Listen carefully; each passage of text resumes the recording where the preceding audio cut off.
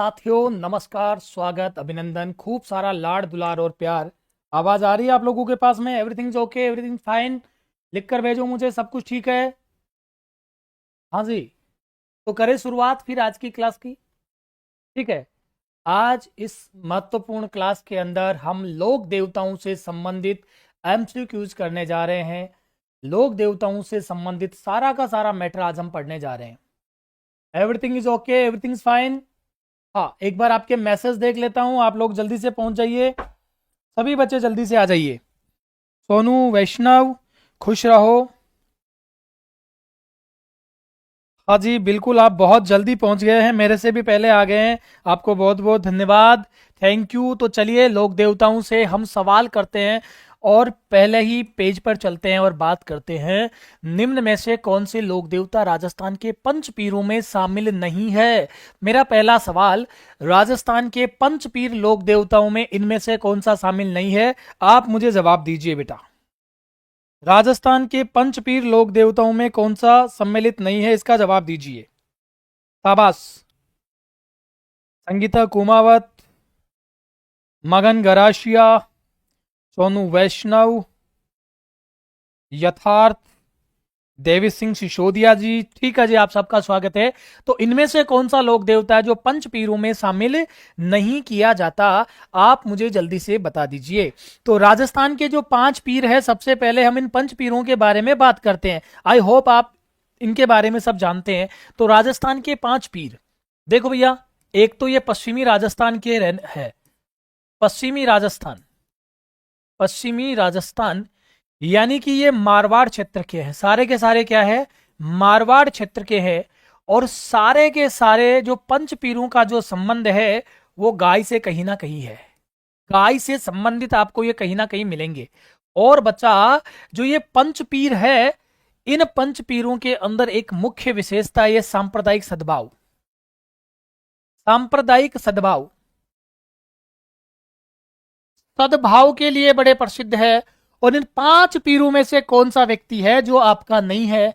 रामदेव जी, गोगा जी, तेजा जी और हड़बू जी। तो आपके इस सवाल का जो सही जवाब रहने वाला है वो क्या रहेगा भैया?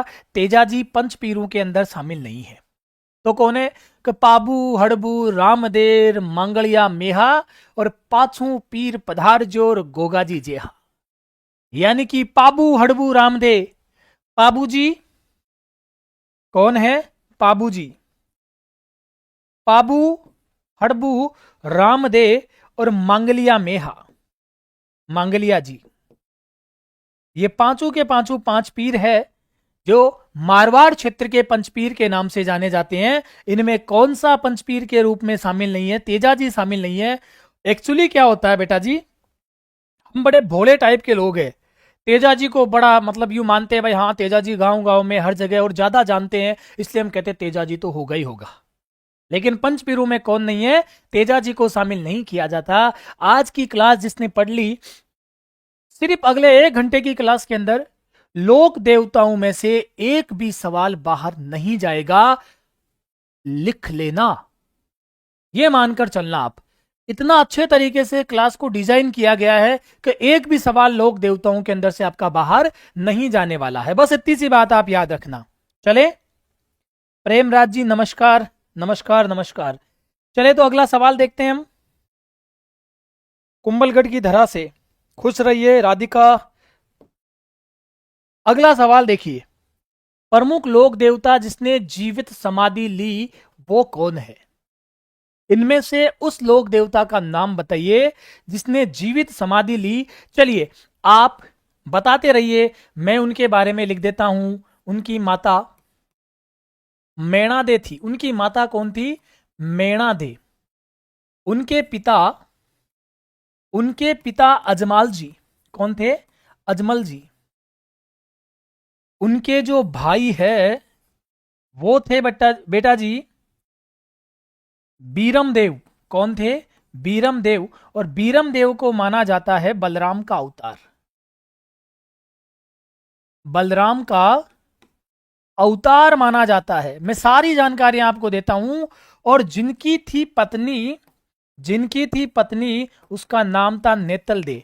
उसका नाम क्या था? नेतल दे और इनकी जो बहन थी, इनकी बहन का नाम है, इनके दो तो सगी बहन थी। सगी बहनें कितनी है? दो। एक है सुगनाबाई, सुगनाबाई, आज वो इंपॉर्टेंट चीजें बताने जा रहा हूं। और एक है लाछाबाई, लाछाबाई। सुगनाबाई और लाछाबाई, एक थी इनकी बहन जो थी बेटा जी धर्म की, और वो थी आपकी डालीबाई। कौन सी बाई है? डालीबाई। और डालीबाई है, ये जाति से है मेघवाल। डालीबाई जो जाति से क्या थी बेटा जी? ये जाति से है मेघवाल। और मेघवाल जाति के जो भगत है, देखना मैं पूरी चीजों को यहीं जोड़ रहा हूं, और मेघवाल जाति के जो भक्त है, वो भक्त कहलाते हैं बेटा जी रीखिया। वो भक्त क्या कहलाते हैं? रीखिया। और बच्चा जो ये रीखिया है, ये रीखिया गाते हैं रामदेव जी का ब्याउला। ये क्या गाते हैं? ये गाते हैं रामदेव जी का ब्याउला। बहुत इंपॉर्टेंट चीज, रामदेव जी का ब्याउला। और मेरे प्यारे बच्चों, ये रामदेव जी का ब्याउला लोक देवताओं में सबसे लंबा लोकगीत है। लोक देवताओं में सबसे लंबा गीत, सबसे लंबा गीत। हां जी बेटा, इतना मामला आपको समझ में आ गया होगा मैं किसके बारे में बात कर रहा हूं। अब आप पूरा मामला समझ गए होंगे। जिनकी माता मेणा दे, पिता अजमल दे, भाई बीरम दे, पत्नी नेतल दे, बहन सुगनाबाई, बहन लाछाबाई, और धर्म की बहन डालीबाई जाति से मेघवाल, और मेघवाल जाति के भक्त कहलाते हैं रीखिया, और रीखिया गाते हैं ब्याउला। और ब्याउला सबसे लंबा लोकगीत है लोक देवताओं में। तो मैं बात कर रहा हूं रामदेव जी के बारे में। किसके बारे में बात कर रहा हूं? रामदेव जी के बारे में मैं आपसे बात कर रहा हूं। हां जी, तो चलें आगे। ठीक है, अगला सवाल क्या है? रामदेव जी के गुरु का क्या नाम था? तो रामदेव जी के गुरु का नाम बताओ। रामदेव जी के गुरु का नाम।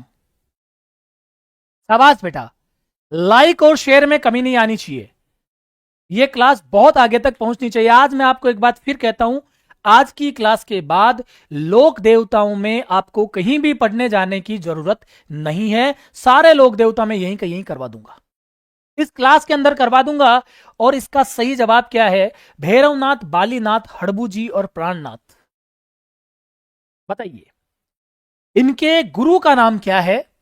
तो रामदेव जी के गुरु का नाम है बालीनाथ। रामदेव जी के गुरु का नाम क्या है? बालीनाथ। और बालीनाथ मसूरिया पहाड़ी पर। कौन सी पहाड़ी पर? मसूरिया पहाड़ी पर भक्ति करते थे, भक्ति करते थे। और बालीनाथ जी बेटा जी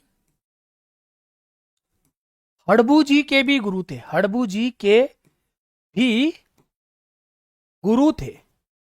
ठीक है, अब गुरु पूछ लिया, तो इनसे संबंधित व्यक्तियों से और पूछा जा सकता है। तो इनसे संबंधित व्यक्ति है रत्ना राय का। रत्ना राय का। रामदेव जी से आजकल देखो ऐसे सवाल पूछ लिए जाते हैं। रत्ना राय का, इनके जो शिष्य है, इनके जो शिष्य है हरजी भाटी, हरजी भाटी। और अगर पूछ ले इनकी जो शिष्या है, इनकी जो शिष्या है उसका नाम है बेटा जी, जो राजस्थान की एक लोक देवी के रूप में भी जानी जाती है, और जिसके मंदिर में दीपक से केसर टपकती है, और वो देवी है आई माता। कौन सी माता है? आई माता। आई माता इनकी क्या है भैया? शिष्या है। एक इनकी शिष्या और है जिसे हम डालीबाई कहते हैं। इनकी शिष्या क्या है? वही आपकी डालीबाई भी इनकी शिष्या है। एक इनसे संबंधित व्यक्ति है लखी बंजारा। क्या नाम है? लखी बंजारा। और एक इनसे संबंधित व्यक्ति है भैरव राक्षस। भैरव राक्षस। और भैरव राक्षस का इन्होंने क्या किया था? वध किया था। और कहां भैरव राक्षस का इन्होंने क्या किया था? वध किया था। और कहां किया था? सातलमेर में। सातलमेर नामक जगह पर, सातलमेर नामक जगह के ऊपर भैरव राक्षस का क्या किया था भैया? वध किया था। ये बात भी आप, हाँ जी ठीक है सर, मेरा एग्जाम है हिस्ट्री का, इंडियन हिस्ट्री कब से पढ़ा रहे हैं? प्रेमराज, बिल्कुल आप लोग कहेंगे तो इंडियन हिस्ट्री की क्लास भी बहुत जल्दी शुरू कर दूंगा, बिल्कुल आप चिंता मत करिए। 2-3 दिन में सारी चीजें शुरुआत हो जाएगी, इतनी टेंशन लेने की जरूरत आपको नहीं है, ये मेरी जिम्मेदारी है और मैं इसे बखूबी निभाऊंगा। ठीक है, चलिए आगे बढ़ते हैं, अगला कुछ देखते हैं। किसके मेले को सांप्रदायिक सद्भाव का प्रतीक माना जाता है? कौन से लोक देवता का मेला सांप्रदायिक सद्भाव का प्रतीक माना जाता है? ये क्लास आगे बढ़नी चाहिए यार, ये डिजर्व करती है, ये क्लास आगे बढ़नी चाहिए, ये आपकी नैतिक जिम्मेदारी है। तो कौन से लोक देवता किसके मेले को सांप्रदायिक सद्भावना का प्रतीक माना जाता है? सर, ये सांप्रदायिक सद्भावना का जो प्रतीक है वो रामदेव जी के मेले को जाना जाता है। इसको जाना जाता है रामदेव जी का मेला। और ये जो रामदेव जी का मेला है ये भरता कब है? ये मेला भरता है बेटा जी कब? भाद्रपद शुक्ल द्वितीया से एकादशी तक। एकादशी तक याद रखना साथियों, इस भाद्रपद शुक्ल द्वितीया को इनका क्या होता है? जन्म होता है। और इस एकादशी के दिन ये क्या लेते हैं? समाधि लेते हैं। इसलिए दोनों के बीच की जो स्थिति है इसमें मेला भरता है। इसमें क्या भरता है? मेला भरता है। ओके, अब समझना, भाद्रपद शुक्ल द्वितीया या एकादशी से मेला भरता है। और ये मेला लगता कहां है? ये मेला रुणीचा में लगता है। कहां लगता है? रुणीचा, जैसलमेर में लगता है। रुणीचा जैसलमेर में लगता है। इस मेले को हम कहते हैं राजस्थान का कुंभ। क्या कहते हैं? राजस्थान का या फिर मारवाड़ का कुंभ कहा जाता है। राजस्थान का या मारवाड़ का कुंभ कहा जाता है। और इस मेले में एक आकर्षण का केंद्र है। आकर्षण का केंद्र है बच्चा तेरा ताली नृत्य। क्या है? तेरा है ताली नृत्य। तेरा ताली नृत्य बहुत इंपॉर्टेंट चीज है। इस मेले में जो आकर्षण का केंद्र है वो क्या है? तेरा ताली नृत्य है। ये क्लास रीड के लिए भी है क्या? बेटा रीड के लिए है, बिल्कुल रीड के लिए ये क्लास बहुत महत्वपूर्ण है ही क्या, इसे आप जरूर याद रखना। तो इसमें मेला क्या कौन सा नृत्य किया जाता है? तेरा ताली नृत्य। कौन सा नृत्य है? तेरा ताली नृत्य। आकर्षण का केंद्र है तेरा ताली नृत्य। और यह तेरा ताली नृत्य किया जाता है कामड़ जाति की महिलाओं के द्वारा। कामड़ जाति की महिलाओं द्वारा। कामड़ जाति की महिलाओं द्वारा कौन सा नृत्य किया जाता है? तेरा ताली नृत्य किया जाता है। ओके, ठीक है, अब आगे बढ़े और अगला सवाल देखते हैं। 24 बानिया ग्रंथ के रचयिता कौन है? कौन से लोक देवता को 24 वाणिया ग्रंथ का रचयिता कहा जाता है? बहुत इंपॉर्टेंट सवाल है। 24 बानिया ग्रंथ के रचयिता कौन है? बताइए, आपको भी मालूम है इसका जवाब क्या रहने वाला है। तो राजस्थान के एकमात्र लोक देवता, राजस्थान के एकमात्र लोक देवता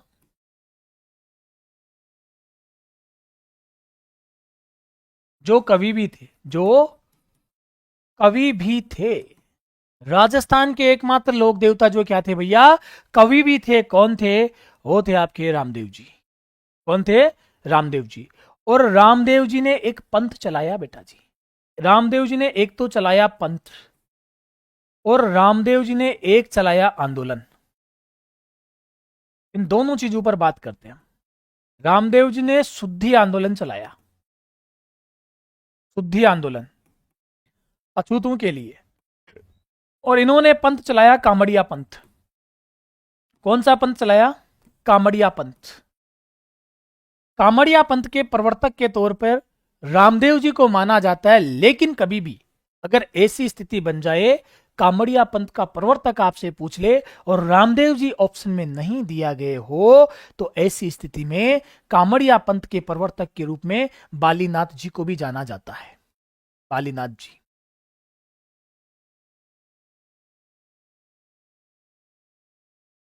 जब रामदेव जी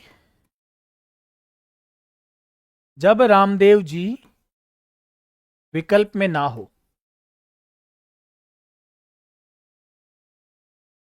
जब रामदेव जी विकल्प में ना दिए गए हो, तो ऐसी स्थिति में कौन जाना जाएगा?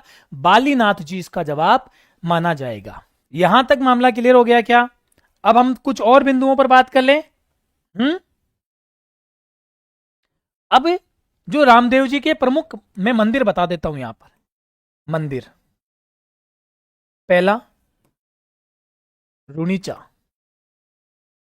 एक सूरत खेड़ा गुजरात,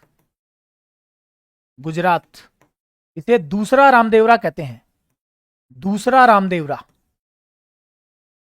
रामदेवरा कहते हैं सूरत खेड़ा गुजरात को। एक है मसूरिया पहाड़ियां, मैंने बताया था ना इनके गुरुजी ने तपस्या की थी। मसूरिया पहाड़ी जोधपुर के अंदर स्थित है। मसूरिया पहाड़ी जोधपुर में स्थित है। और एक मंदिर है इनका, कहां पर, क्या नाम है, खूंडियावास।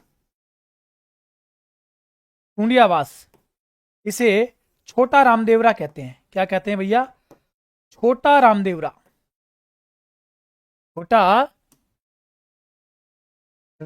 कहते हैं इसको। क्या कहते हैं? छोटा रामदेवरा कहकर संबोधित करते हैं। और रामदेव जी का एक और जो मंदिर है वो हल्दीना अलवर में है।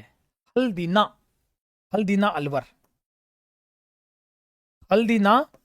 अलवर के अंदर है। और जल्दी से मुझे जवाब दे दो, रामदेव जी का पाली में स्थित मंदिर कौन सा है, उसका जवाब दीजिए। तो एक बहुत इंपॉर्टेंट चीज बता रहा हूं आपको, एक मंदिर है बिराटिया पाली, और ये बिराटिया पाली के अंदर है। यहां से अब सवाल बन सकते हैं, ये बिराटिया पाली और ये हल्दीना अलवर, इन दोनों नामों को याद रखना। ये विशेष नाम मैं आपको बता रहा हूं। बिराटिया और हल्दीना से अब आपसे सवाल पूछे जा सकते हैं। हाँ बेटा, क्लास को थोड़ा आगे बढ़ाओ यार, इसमें जोर लगा कर रखो। अब देखो, इस लड़ाई को अकेले ही लड़ना है यार। अब आप लोगों का सहयोग भरपूर चाहिए और ज्यादा चाहिए। अगले 2 महीने के लिए मैं आप लोगों के लिए तैयार हूं। 2 महीने के लिए जिन बच्चों के एग्जाम है रीट वाले, और जो 3rd ग्रेड है लाइब्रेरियन के लिए जो तैयारी कर रहे हैं, उनके लिए आपका भी दायित्व बनता है। आया करो, बैठा करो, देखा करो और क्लास को आगे भेजा करो। जो लाइब्रेरियन के मेरे ग्रुप में जुड़े हुए बच्चे हैं, उनको मालूम है कि मैंने उनको कमिट किया था, वादा किया था, ये कमिटमेंट है मेरा, तो मैं आप लोगों को आगे तक लेकर चलूंगा। अब अगर आप ही उपस्थित नहीं रहेंगे तो फिर कैसे मजा आएगा? आपको पीडीएफ चाहिए, कुछ भी चाहिए, आप मुझे इस नंबर पर कांटेक्ट कर ले, मैं आपको चीजें उपलब्ध करवा दूंगा। तो अगले सवाल की ओर चले। हाँ जी,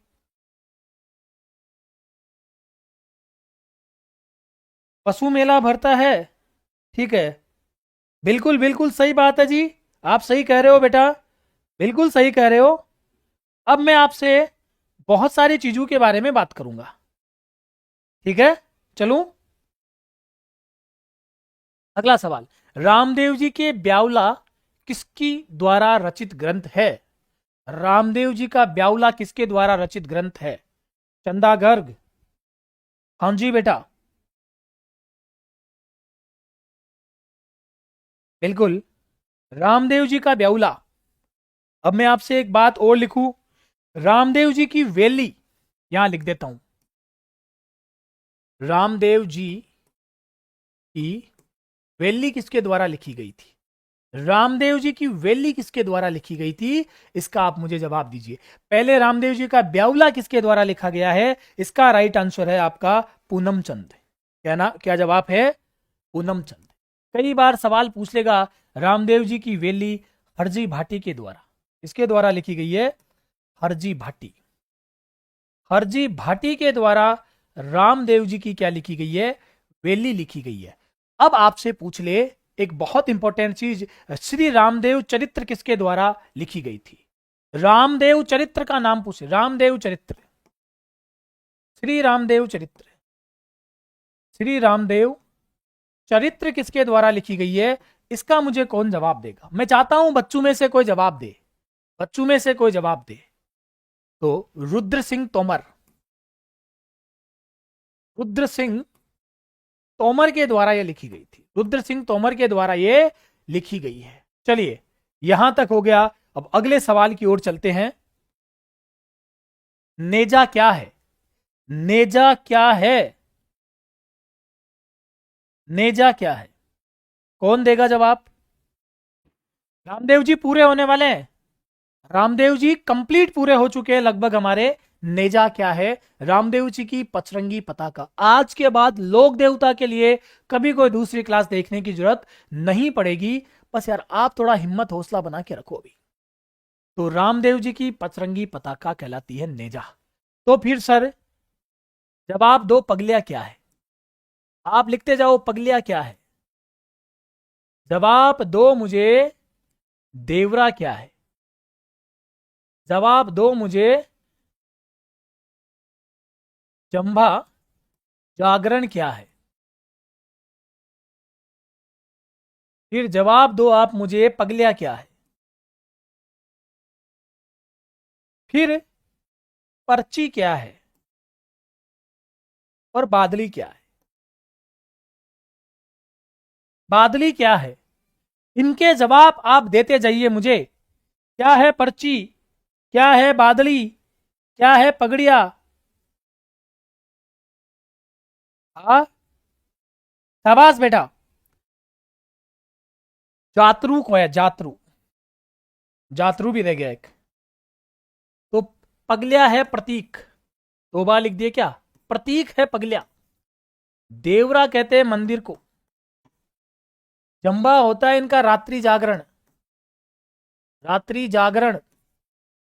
पर्ची होती है इनके चमत्कार, पर्ची होती है इनके चमत्कार। और बादली होते हैं इनके जयकारे, जयकारे जो रामदेव जी के लगाए जाते हैं। और जातरू होते हैं इनके यात्री, जातरू होते हैं इनके कौन, यात्री। तो ये रामदेव जी से संबंधित कुछ इंपॉर्टेंट चीज थी। और रीखिया पहले बता चुका हूं मैं आपको, रीखिया के बारे में हम पहले बात कर चुके हैं, ठीक है। तो ये रामदेव जी के बारे में हमने बात की। बताओ भाई,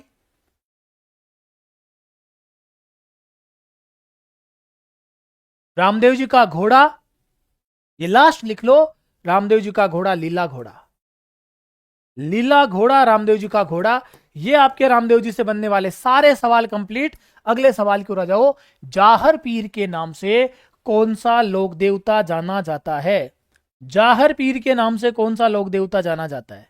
शाबाश, जाहर पीर के नाम से कौन सा लोक देवता जाना जाता है, बताओ भाई।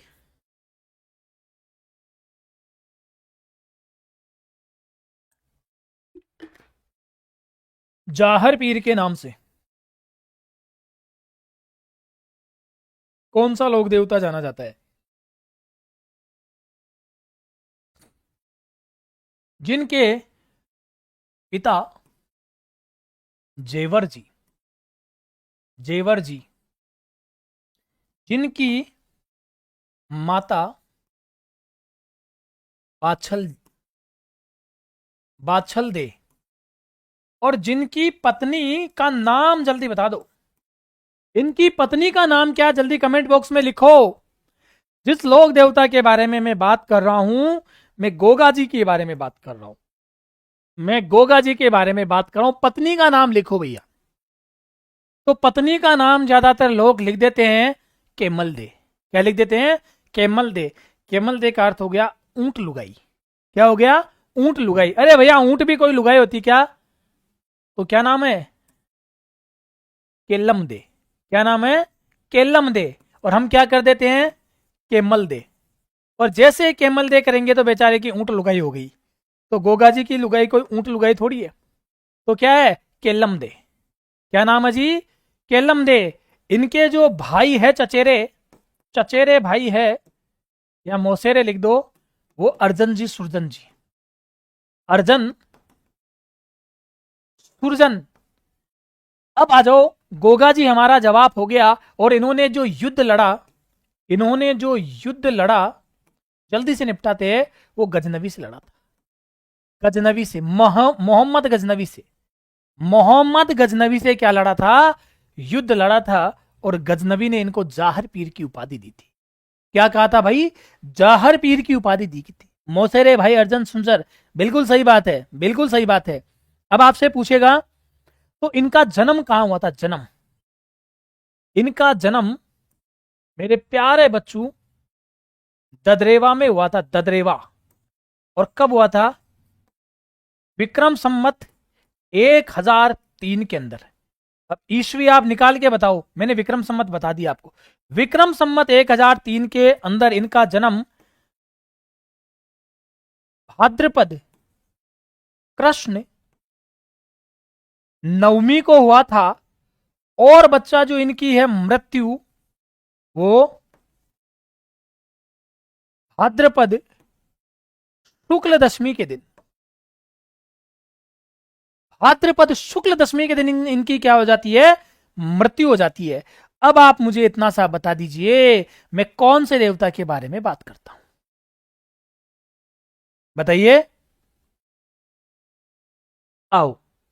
गोगा जी का प्रमुख मेला गोगामेड़ी हनुमानगढ़ में भरता है, जबकि दूसरा मेला कहां लगता है? गोगा जी का पहला मेला गोगामेड़ी हनुमानगढ़ में लगता है। बेटा जी क्लास कैसी लग रही है यार, मुझे थोड़ा सा बताते चलो। बिल्कुल 57 घटा दो। केपी टॉप स्टडी कह रहा है गोगा नवमी को मेला लगता है। बिल्कुल बढ़िया। क्लास लग कैसी रही है बस ये बताते चलो आप एक बार। क्या क्लास में कुछ नया सीखने को मिल रहा है क्या? कुछ कुछ बिंदु नए भी आ रहे हैं क्या आपके लिए? तो बेटा जी बात करते हैं नवटपुरा डूंगरपुर, गोगा जी की ओडी सांचोर, राशमी गांव चित्तौड़ और कोलूमंड जोधपुर। तो कोलूमंड जोधपुर के अंदर मेला लगता है। अभी आगे चलकर पढ़ेंगे पाबूजी राठौड़ का। पाबूजी राठौड़ का। तो गोगा जी की ओडी सांचोर। तो गोगा जी के जो मंदिर है वो 3 जगह पर बने हुए हैं। एक ये हो गया। जो दूसरा जो मंदिर है, जो गोगामेड़ी के बारे में हमने बात कर ली, गोगामेड़ी। और यहां जो मेला लगता है ना, मेला, वो लगता है पशु मेला। कैसा मेला है? गोगामेड़ी पशु मेला। गोगामेड़ी पशु मेला यहां पर आयोजित किया जाता है।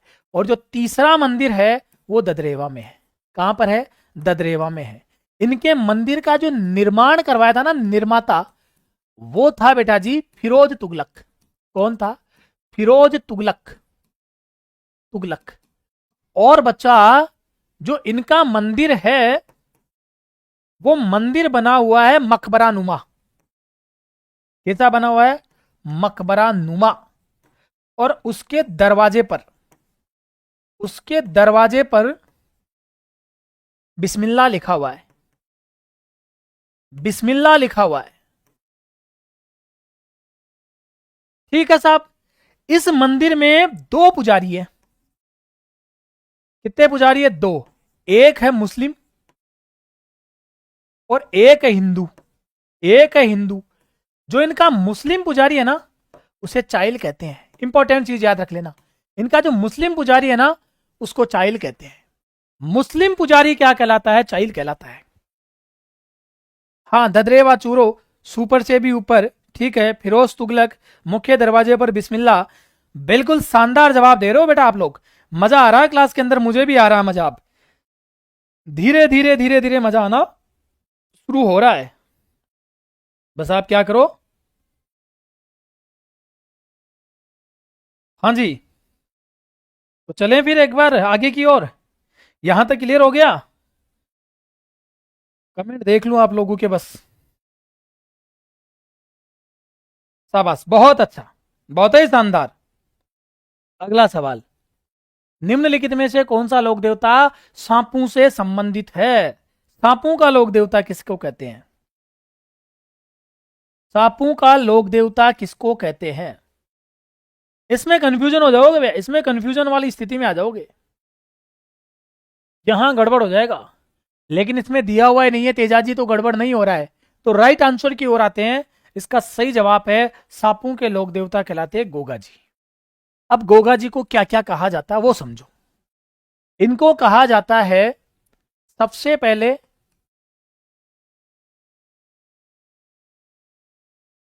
लक्ष्मण का अवतार। इनको कहा जाता है सर्प रक्षक देवता। सर्प रक्षक देवता। इनको कहा जाता है गोगा बापा। गोगा बापा।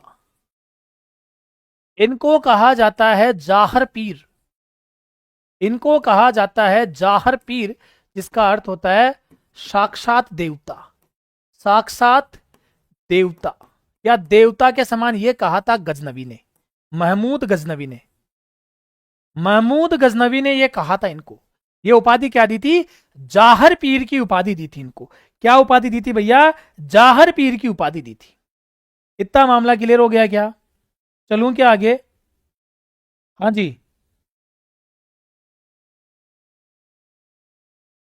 एक वेरी वेरी इंपॉर्टेंट चीज, गोगा जी के मेले के अंदर कौन सा नृत्य किया जाता है? बस ये बता दो। गोगा जी के भक्तों के द्वारा कौन सा नृत्य किया जाता है? इसका जवाब आप मुझे कमेंट बॉक्स में दे दो। क्या लिख रहे हो भाई? हाँ बिल्कुल, जाहर पीर, गोरक्षक, विष्णु का अवतार। अच्छा, सर्प रक्षक देवता, ठीक है ठीक है, वेरी गुड वेरी गुड। चलिए चलिए आगे चलते हैं। कौन सा नृत्य किया जाता है? अच्छा, क्या लिख दिया? लक्ष्मण लिख दिया क्या? अरे कोई बात नहीं है, ये लो। छोटी मोटी चीजें पूरा ही मत जाओ भाई।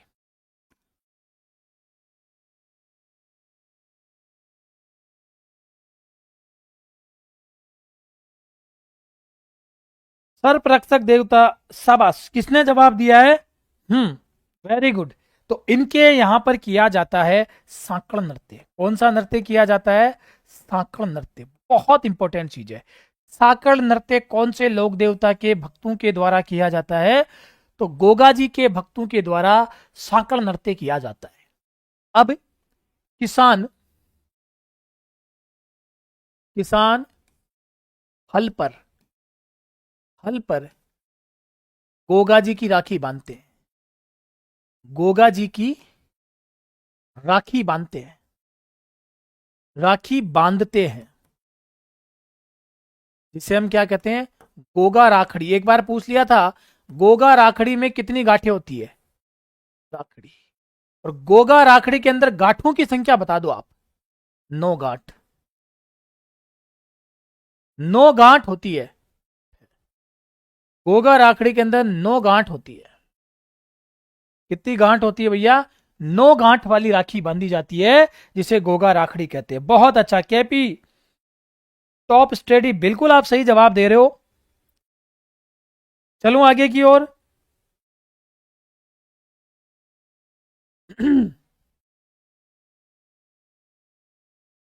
चलिए,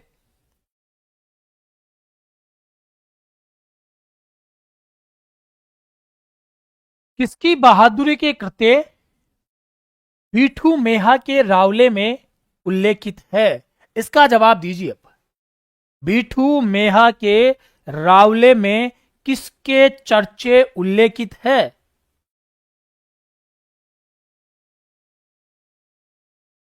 हाँ? शाबाश, दीजिए जवाब। तो बीठू मेहा के रावले, या फिर इनको कहते हैं गोगा जी के रसावले। गोगा जी के रसावले। अब आपसे सवाल पूछेगा, गोगा जी के रसावले किसने लिखा? तो बीठू मेहा ने। बीठू मेहा के द्वारा गोगा जी के रसावले लिखे जाते हैं, और इस बीठू मेहा के द्वारा लिखे गए रसावलों के अंदर मुस्लिमों के विरुद्ध गोगा जी के जो लड़ने की जो थी उसका बारे में वर्णन किया गया है कि गोगा जी ने किस तरीके से मुसलमानों के विरुद्ध लड़ाई लड़ी, इसके बारे में बताया गया है। तो गोगा जी आपका सही जवाब है। और मैं आगे बात करूं तो गोगा जी की फड़, गोगा जी की फड़ कौन से वाद्य यंत्र के साथ बाजी जाती है? वाद्य यंत्र, यह जवाब कौन देगा मुझे? गोगा जी की फड़ को कौन से वाद्य यंत्र से बांधते हैं? जो भी बच्चा जवाब देगा आज मजा आ जाएगा। शाबाश बेटा। तो गोगा जी की जो फड़ है डेरू वाद्य यंत्र के साथ। कौन सा वाद्य यंत्र प्रयोग में लिया जाता है? गोगा जी की फड़ में डेरू वाद्य यंत्र प्रयोग में लिया जाता है। मुझे लगता है यह क्लास बहुत अच्छी आगे तक जाने वाली है। बस आपकी जिम्मेदारी आप निभाओ यार, एक आपकी जिम्मेदारी आप निभाओ एक बार। चले आगे। हाली द्वारा हल जोतना आरंभ करते समय गोगा राखड़ी बांधी जाती है, उसमें कितनी गांठें हैं? सर अभी अभी आप बता के आ चुके हो। तो गोगा राखड़ी के अंदर गांठों की संख्या बताओ, कितनी गांठें बांधी जाती है? हाँ, तो 9 गांठें होती है। और बेटा जी गोगा जी की घोड़ी नीली घोड़ी, नीली घोड़ी, गोगा जी की घोड़ी नीली घोड़ी। अब आपसे पूछे गोगा जी का पुत्र कुंवर केसरिया, गोगा जी का पुत्र कुंवर केसरिया। फिर आपसे कोई पूछे तो गोगा जी के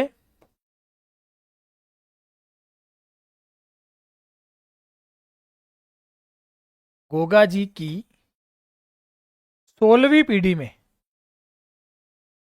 के कायम सिंह को, गोगा जी की 16वीं पीढ़ी के कायम सिंह को फिरोज तुगलक ने, किसने बेटा जी? फिरोज तुगलक ने क्या बना दिया? मुस्लिम बना दिया, मुस्लिम बना दिया। और बच्चा ये जो कायम सिंह के जो वंशज फिर जो आगे आए, इसके जो वंशज आए वो कायम खानी कहलाए। क्या कहलाए? कायम खानी कहलाए। इसके जो वंशज आगे आए वो क्या कहलाए भैया? कायम खानी कहलाए। कायम खानी मुसलमानों के नाम से भी ये जाने जाते। यहां तक क्लियर हो गया? कायम खानी मुसलमान, हाँ बिल्कुल हो गया भाई। ठीक है, अब बढ़ो आगे, अगला सवाल देखो। प्लेग रक्षक व ऊंटों के देवता के रूप में कौन से देवता प्रसिद्ध है? आज की क्लास के बाद लोक देवताओं के लिए कहीं भी दूसरी जगह जाकर आपको नहीं देखना पड़ेगा, यह मैं आपको आश्वासन देता हूं, आश्वस्त करता हूं आप लोगों को मैं। आप अपनी ईमानदारी से बस क्लास में बैठे रहना, लास्ट तक जुड़े रहना, बने रहना, बाकी चिंता मत करो, मामला बैठ जाएगा बढ़िया वाला। चले बात करें, प्लेग रक्षक ऊंटों के देवता के रूप में कौन से लोक देवता प्रसिद्ध है? और उस लोक देवता का नाम क्या है? देव नारायण जी, पाबू जी, गोगा जी और रामदेव जी। उस लोक देवता का नाम क्या है जिस लोक देवता का जन्म 1239 1239 ईस्वी में क्या होता है? जन्म होता है। कौन से वंश में वो जन्मता है? तो राठौड़ वंश में। और जिसके पिता का नाम क्या है? दांधड़ जी राठौड़ के घर एक बच्चे का जन्म होता है। किसके घर? दांधड़ जी राठौड़, दांधड़ जी राठौड़, दांधड़ जी राठौड़। और इनकी जो माता है कमला दे। एक मुद्दे की बात सुनते जाओ। यहां होता क्या है, एक शानदार कहानी है। तो वैसे जो इनकी पाबूजी की बात कर रहा हूं मैं, पाबूजी की वास्तविक माँ एक परी थी। अब देखो भाई, एक बार क्या हुआ, दांदल जी राठौड़ गए शिकार के ऊपर। अब दांदल जी राठौड़ को सरोवर के अंदर से पानी की आवाज आने लगी। तो दांदल जी राठौड़ को लगा आज कोई बड़ा शानदार शिकार मेरे हाथ लगने वाला है। और दांदल जी राठौड़ पहुंच जाते हैं उस जो दरिया था, जो समंदर क्या मतलब तालाब था उसके किनारे। और दांदल जी राठौड़ की नजरें एक वहां पर नहाती हुई सुंदर सी स्त्री पर पड़ती है। स्त्री की नजरें धांधड़ जी पर पड़ती है, और नजरें जब एक दूसरे से मिलती है तो वो स्त्री बाहर निकल कर कहती है कि ये तूने क्या किया, तूने मुझे स्नान करते हुए देख लिया। तो धांधड़ जी कहते हैं पहली बात तू ये बता, तू है कौन, कहां से आई है, और क्या है तेरा मामला, क्या है तेरा माजरा, तू मेरे यहाँ की तो नहीं लगती है। वो धांधड़ जी को कहती है ना मैं यहाँ की हूं और ना मैं वहां की हूं। तो बोला रे तू कहाँ की है, मैं हूं इंद्र के लोक की यानी कि स्वर्ग लोक की। बोला तो यहां क्या, कि मुझे लगा हुआ है श्राप।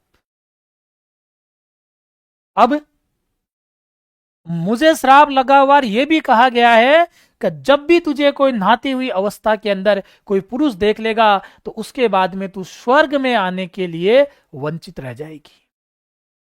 तो अब मैं स्वर्ग में नहीं जा सकती। तो दांदड़ जी बोला तू इतनी सुंदर है तुझे जाने कौन देगा। हाँ, तू जाना भी चाहेगी तो तुझे जाने कौन है देगा। तो क्या करे, ब्याह कर ले मेरे से, अपना बिजनेस अच्छा चल जाएगा। क्या अच्छा चल जाएगा, बिजनेस अच्छा चल जाएगा, ब्याह कर ले मेरे से। तो भाई साहब कहते हैं कि उस परी ने किससे विवाह कर लिया, दांदड़ जी से विवाह कर लिया। और फिर उनके एक पुत्र की प्राप्ति हुई। और वो पुत्र कौन था, वो पुत्र था भाई आपके पाबूजी।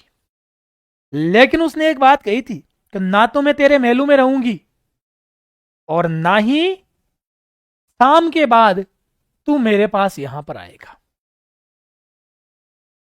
2 3 4 साल के जब पाबूजी हो गए तो धांधड़ जी को लगा रे यार माजरा क्या है, ये कैसे शाम को नहीं आने की बात कहती है।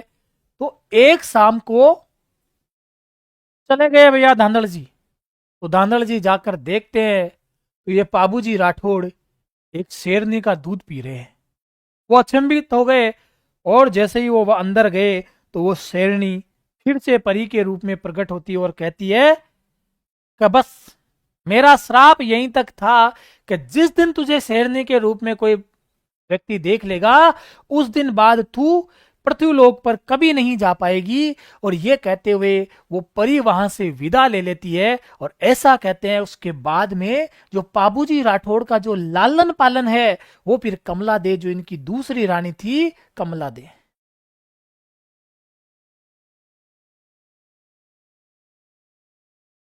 कमला दे कौन है, कमला दे।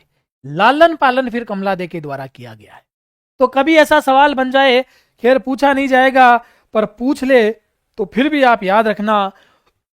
और इनकी एक पत्नी है और उस पत्नी का नाम है सुप्यार दे। सुप्यार दे या फिर फुल्लम दे, फुल्लम दे। और ये फुल्लम दे या सुप्यार दे कहां की है, अमरकोट की राजकुमारी। अमरकोट की राजकुमारी, अमरकोट की राजकुमारी है। और सोडा राजकुमारी है। और अमरकोट के सूरजमल सोडा की पुत्री है। किसकी पुत्री है, सूरजमल सोडा की पुत्री। इनके पिता का नाम क्या है, सूरजमल सोडा।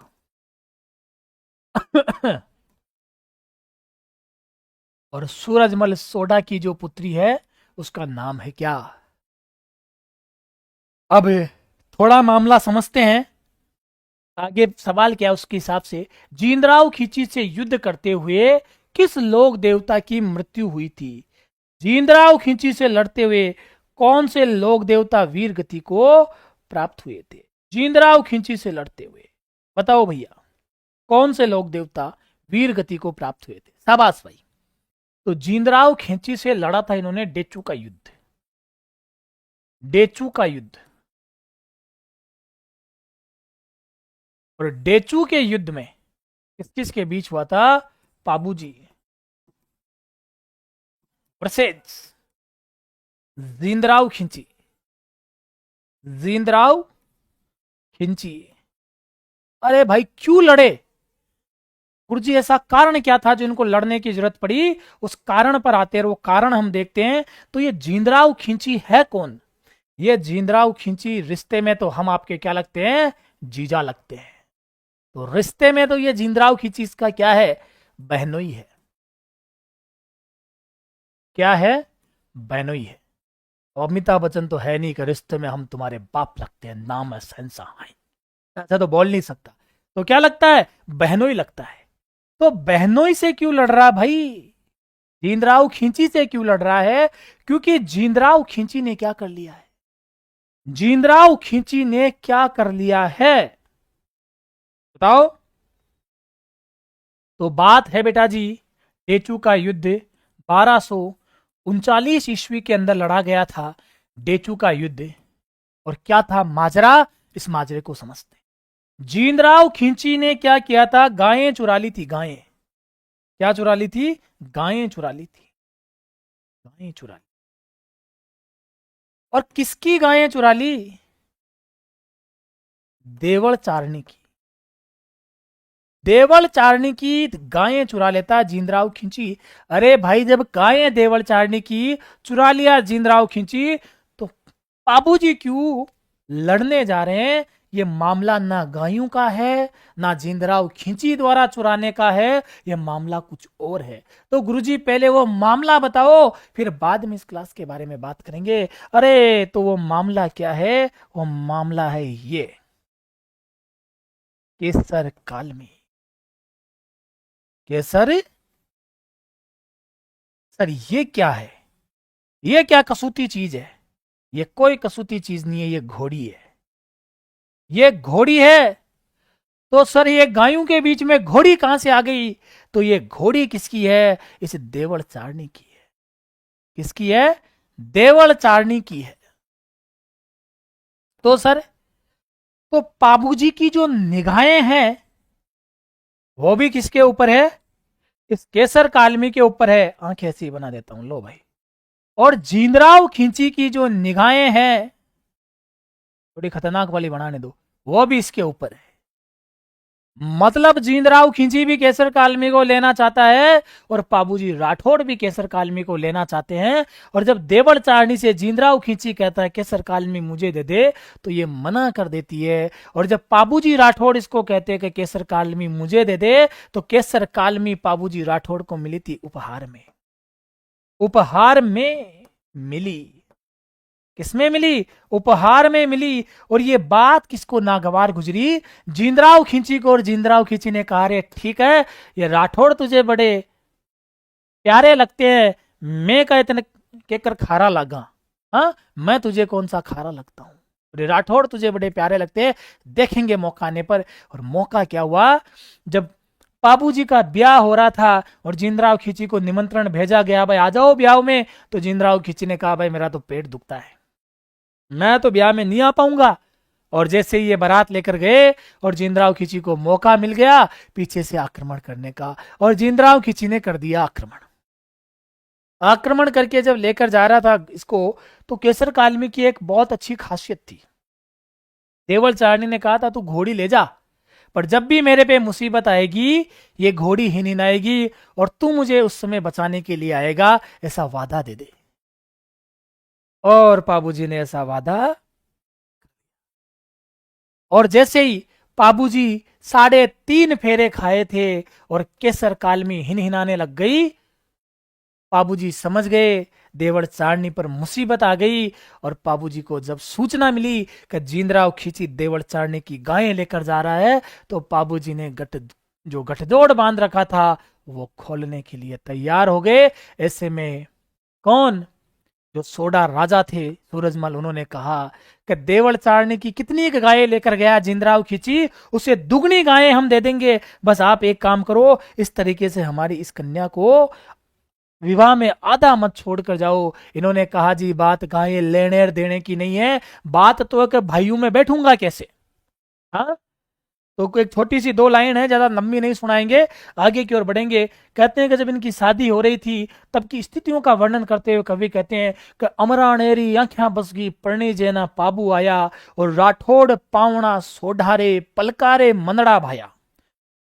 तीजा फेरा ने उठिया जद केसर डोडर पर हरणाई, और फेरा में मोटो बिगन पड़ियो जद कमजद करती देवड़ आई। ऐसा कहते हैं कि जब 3 फेरे हुए तब केसर कालमी हिनहिनाती है और सहयोग के लिए जाते हैं, डेचू का युद्ध लड़ते हैं और वीर गति को प्राप्त होते हैं। आओ भैया अगला सवाल देखते, तो इसका जवाब क्या है? पाबूजी राठौड़। बढ़ो आगे। किस जाति के लोग पाबूजी के प्रमुख अनुयायी है? यह मामला बता दो। अब इस मामले का जवाब दे दो। डेचू अब फलोदी में है, बिल्कुल सही कह रहे हो भैया, डेचू अब फलोदी में है।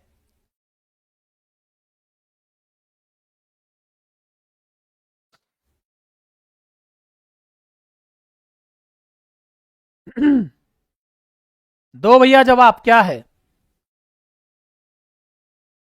शाबाश। इसका जो राइट आंसर है, देखो, रिखिया का संबंध है रामदेव जी से, रामदेव जी से संबंधित है रिखिया। जाट जाति का संबंध है तेजा जी से,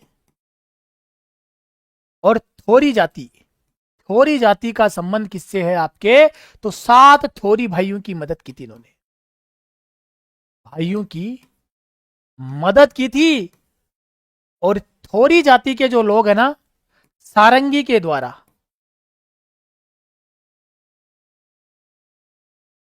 सारंगी वाद्य यंत्र से, बहुत इंपॉर्टेंट चीज बता रहा हूं आपको मैं, थोरी जाति के लोग, थोरी जाति के लोग सारंगी वाद्य यंत्र के द्वारा पाबूजी की यश गाथा गाते हैं, जिसे स्थानीय भाषा में पाबू धनीरी वचनिका या फिर बेटा जी वाचना कहते हैं। चलूं आगे। अगला, पाबूजी के पावड़े किस वाद्य यंत्र के साथ गाए जाते हैं? यार ऐसे आप एकदम से क्लास को कम करोगे तो फिर मजा नहीं आएगा। पाबूजी के पावड़े कौन से वाद्य यंत्र के द्वारा बांचे जाते हैं? आज के बाद लोक देवताओं का चैप्टर फिनिश कर दूंगा, चिंता मत करना। तो पाबूजी के पावड़े माठ वाद्य यंत्र के द्वारा बांचे जाते हैं। फिर पूछेगा रावण हत्ता वाद्य यंत्र के द्वारा क्या बांची जाती है? तो पाबूजी की फड़, पाबूजी की फड़। और पाबूजी की फड़ को जो बांचते हैं वो है नायक जाति के भोपे, नायक या भील भोपे, भील भोपे पाबूजी की क्या बांचते? फड़। और माठ वाद्य यंत्र के द्वारा पाबूजी के पावड़े। और जो पाबूजी का मेला है, मेला, मेला लगता है चैत्र अमावस्या को, चैत्र अमावस्या, चैत्र अमावस्या को मेला लगता है, और कोलूमंड के अंदर लगता है। मेला कहां लगता है? कोलूमंड, कोलूमंड फलोदी के अंदर, कोलूमंड फलोदी में मेला लगता है बच्चा। और याद रखना, इस मेले में प्रमुख आकर्षण का केंद्र क्या है? थाली नृत्य, थाली नृत्य। अब सवाल पूछ लेगा, थाली नृत्य के लिए कौन से लोक देवता का मेला प्रसिद्ध है? या थाली नृत्य कौन से लोक देवता के मेले में? चैत्र अमावस्या, कोलूमंड फलोदी, बिल्कुल सही कह रहे हो। और थाली नृत्य के बारे में बताइए। चलें आगे। चलूं क्या? चलो भैया, जवाब मिल गया। अगला, किस लोक देवता की फड़ सबसे लोकप्रिय तथा सबसे छोटी है? चलो इसमें छोटी शब्द जोड़ दिया तो ठीक है, इस पे बात करते हैं। कौन से लोक देवता की फड़ सबसे लोकप्रिय है? तो मैं आपको अभी अभी बता कर आया हूं, सबसे लोकप्रिय फड़ किसकी है? आपकी पाबूजी की। पाबूजी की फड़ सबसे लोकप्रिय है। देव नारायण जी की फड़ सबसे क्या है? बड़ी है। और अभी हम बात करके आ चुके हैं, गोगा जी के फड़ के बारे में हमारी बात हो चुकी है। गोगा जी के फड़ के बारे में हमारी बात हो चुकी है। चलिए, तो पाबू जी के बारे में कुछ जानकारी हमने ली। चलिए, अब पाबू जी से संबंधित मैं कुछ चीजें लिख रहा हूं, आप मुझे जवाब देंगे ये किसके द्वारा लिखा गया। पहला है मेरा पाबू प्रकाश। पाबू प्रकाश, इसका जवाब आप मुझे जल्दी से लिख दीजिए। पाबू प्रकाश किसके द्वारा रचित रचना है? पाबू प्रकाश। ठीक है, फिर बताइए। पाबूजीरा,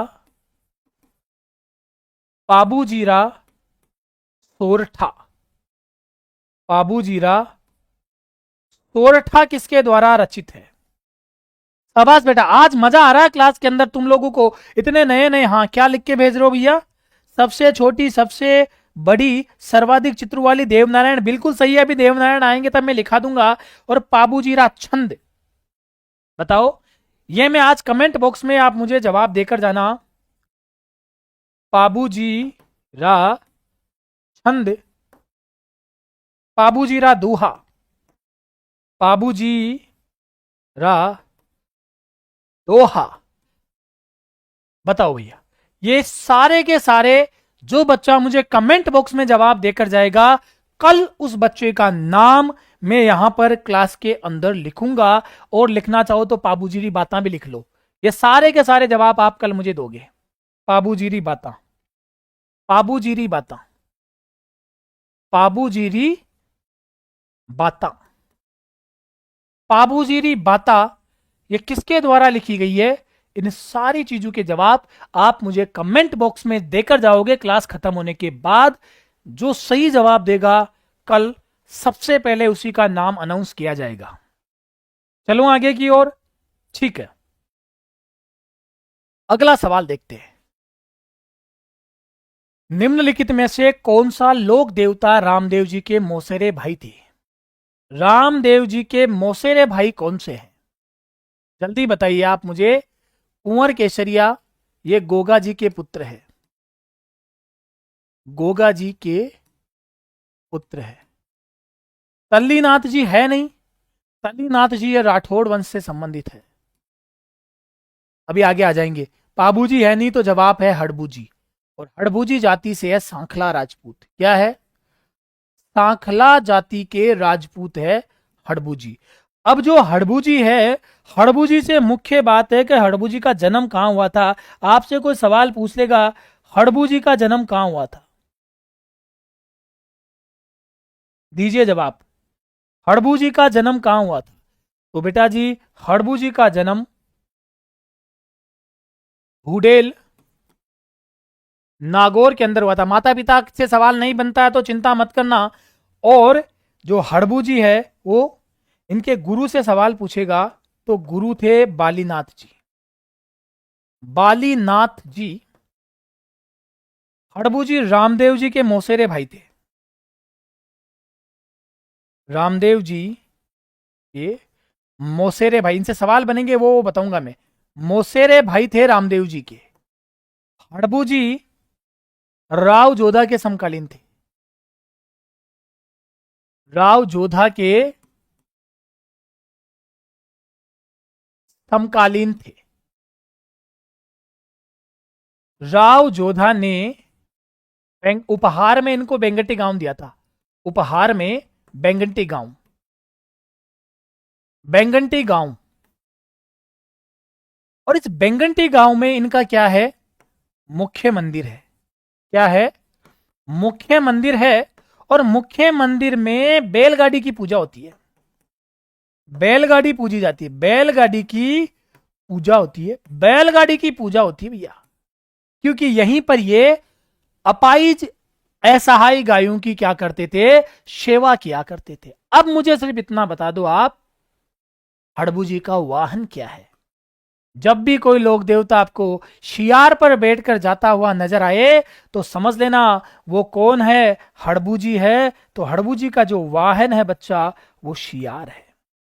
क्या है? शियार है। और हड़बू जी को सगुन शास्त्र का ज्ञाता कहा जाता है। हड़बू जी को क्या कहा जाता है? शगुन शास्त्र का ज्ञाता कहा जाता है। हाँ जी, जोधा को आशीर्वाद, कटार, जोधा ने बेंगटी। बिल्कुल बिल्कुल सही बात है। तो फिर आप जवाब दो।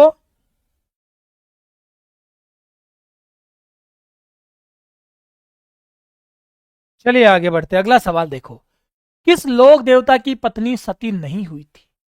इनमें से उस लोक देवता का नाम बताइए जिनकी मृत्यु के बाद उनकी पत्नी क्या नहीं हुई थी? सती नहीं हुई थी। शाबाश बेटा। जिन बच्चों ने लाइक नहीं किया वो लाइक कर दे। सिर्फ एक बच्चा लगातार कमेंट कर रहा है, केपी टॉप स्टडी। मास्टर जी तो नहीं हो बेटा? हाँ जी, चलें आगे। ये एक बच्चा लगातार कमेंट कर रहा है, बाकी कहां हो?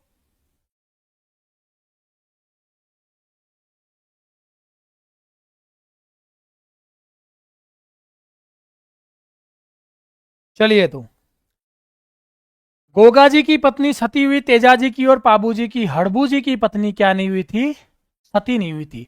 और हड़बू जी के बारे में और क्या है? बस हड़बू जी को शकुन शास्त्र का ज्ञाता, शगुन शास्त्र का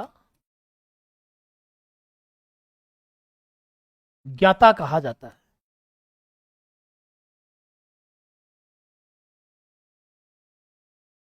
ठीक है, हड़बू जी का वाहन हो गया, सब कुछ हो गया। अगला देखिए, लोक देवता हड़बू जी का मुख्य मंदिर कहां पर स्थित है? भाई अभी अभी बता दिया मैंने आपको। लोक देवता हड़बू जी का मुख्य मंदिर कहां पर स्थित है? चलो आगे, सीधा जवाब देके आगे बढ़ते हैं। तो बेंगटी में है। अगला सवाल, राजस्थान के ऐसे लोक देवता जिनकी लकड़ी की गाड़ी की पूजा की जाती है, कौन से लोक देवता की गाड़ी पूजी जाती है? तो जवाब दीजिए, मेहा जी, हड़बू जी, देव नारायण जी या गोगा जी। तो राइट आंसर है हड़बू जी। राइट आंसर क्या है? हड़बू जी। अच्छा, आप लोगों से एक सवाल पूछना चाहता हूं, आप जवाब देंगे मुझे? देखो सभी बच्चे जवाब देना। मैंने अभी रजिस्ट्रेशन के लिए मैं प्रयास कर रहा हूं अपने संस्थान का, तो दो तीन तरीके से नाम आ रहे हैं।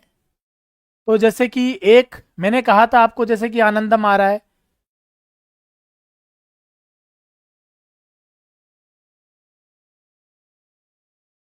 उसमें है COACHING, कोचिंग क्लासेज। एक आ रहा है आनंदम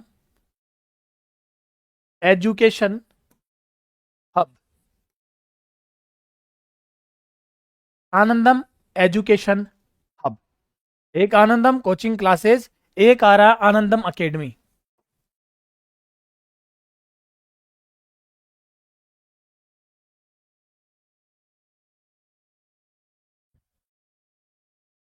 अब आप मुझे सिर्फ इतना बता दो, इन तीनों नामों में से कौन सा नाम हमें रखना चाहिए? मैं आपके राय पर ही रखूंगा।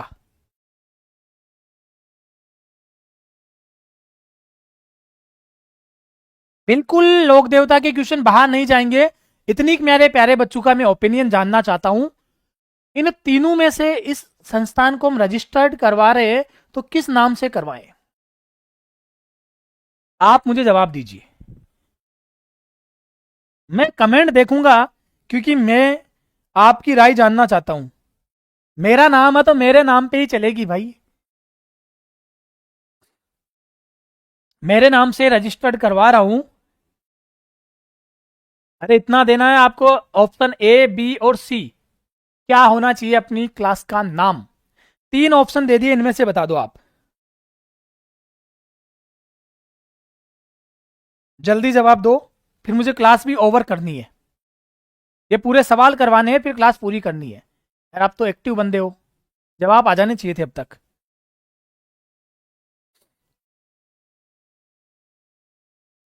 नहीं देना चाह रहे हो क्या बेटा? शाबाश। एक जवाब आया है आनंदम एजुकेशन हब। ठीक है, Raksha Vaishnav education hub, KP top study, मतलब जो आर के टॉप स्टडी है उसने भी यही जवाब दिया है। दो लोग इसके पक्ष में हैं। भाई आप भी अपनी राय दे सकते हैं, क्योंकि आपकी राय मेरे लिए बहुत ज्यादा वैल्यूबल है। 2 नंबर के पक्ष में जवाब दे रहे हैं पारस जी भी, किरण भी 2 नंबर के पक्ष में जवाब दे रही हैं, सोनू वैष्णव ने, तो संगीता कुमावत भी 2 नंबर के पक्ष में जवाब दे रहे हैं। ठीक है भैया, जब आप लोगों ने इतनी बात कह दी है आज की क्लास में, इस चीज को नोट कर लेना, आप बच्चों की सलाह पर आज से, और कोई जवाब तो नहीं है? ठीक है ना? लो भैया, लॉक कर देता हूं इसको मैं रजिस्ट्रेशन ही आपकी एडवाइस के बाद करवा रहा हूं। ठीक है, ओके, बहुत बहुत धन्यवाद, मेरी दुविधा को आपने कम कर दिया, मुझे एक सही रास्ता मिल गया। अब हम इसको आनंदम एजुकेशन हब के नाम से रजिस्टर्ड करवा देंगे और इसी नाम से आगे की ओर लेकर चलेंगे। ठीक है, और कोई सलाह हो तो मुझे दे देना। अगला सवाल देखते हैं। वीर मेहा प्रकाश, मेहा जी, वीर मेहा प्रकाश, बताइए कि लेखक कौन है? इसका जो जवाब देगा तो मजा आएगा। वीर मेहा प्रकाश का, अरे वाह, तो मेहा जी के बारे में थोड़ी जानकारी दे दूं। मेहा जी का जन्म बापणी में, ठीक है, और मेहा जी मांगलिया जाति के राजपूत थे। मांगलिया जाति के क्या थे? राजपूत थे। मेहा जी से क्या सवाल बनता है, मेहा जी का उपनाम क्या है? अब आप मुझे जवाब दे दो, मैं मान जाऊंगा आज इन दोनों सवालों का जो जवाब देगा। वीर मेहा प्रकाश के रचयिता कौन थे और मेहा जी का उपनाम क्या है, इन दोनों प्रश्नों के जो जवाब देगा तो मजा आ जाएगा। केपी पॉइंट मजा ले गया भैया, मजा ले गया, शानदार। जसराज बीठू जवाब दे रहा है, अभी देख लेते हैं जसराज बीठू है क्या। जसदान बीठू, बिल्कुल सही जवाब, बहुत शानदार, जानदार, जबरदस्त वाला जवाब दिया है। जसनाथ बीठू इसका राइट आंसर है। और जो मैंने आपसे सवाल पूछा है, मेहा जी का उपनाम क्या है, तो मेहा जी का उपनाम बेटा जी उज्जवल क्षत्रिय है। उज्जवल क्षत्रिय, कौन से लोक देवता को उज्जवल क्षत्रिय के नाम से जाना जाता है? और मेहा जी का जो घोड़ा है उसको किरण काबरा कहते हैं। किरण काबरा, किरण काबरा किसका घोड़ा है? तो मेहा जी का घोड़ा है। और मेहा जी के भोपों की वंशवृद्धि नहीं होती, भोपों की वंशवृद्धि नहीं होती, वंशवृद्धि नहीं होती। ये हमने मेहा जी के बारे में सारी की सारी जानकारियां ली है। इनका नाम है उज्जवल क्षत्रिय। क्या नाम है? उज्जवल क्षत्रिय। चलूं आगे, और एक इंपॉर्टेंट चीज है, ये जैसलमेर के रांगदेव भाटी से लड़ते हुए वीर गति को प्राप्त हुए। लास्ट लिख देता हूं, जैसलमेर के रांगदेव भाटी से, जैसलमेर के रांगदेव भाटी से, भाटी से लड़ते हुए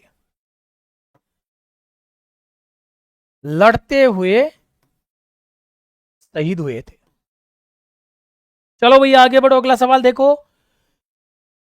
किनको औषधि शास्त्र का ज्ञाता माना जाता है? अब आपका जो परीक्षा है, अग्नि परीक्षा, वो शुरू हो रही है, किसे माना जाता है बताइए आप। जल्दी से जवाब दीजिए, किनको औषधि शास्त्र का ज्ञाता माना जाता है?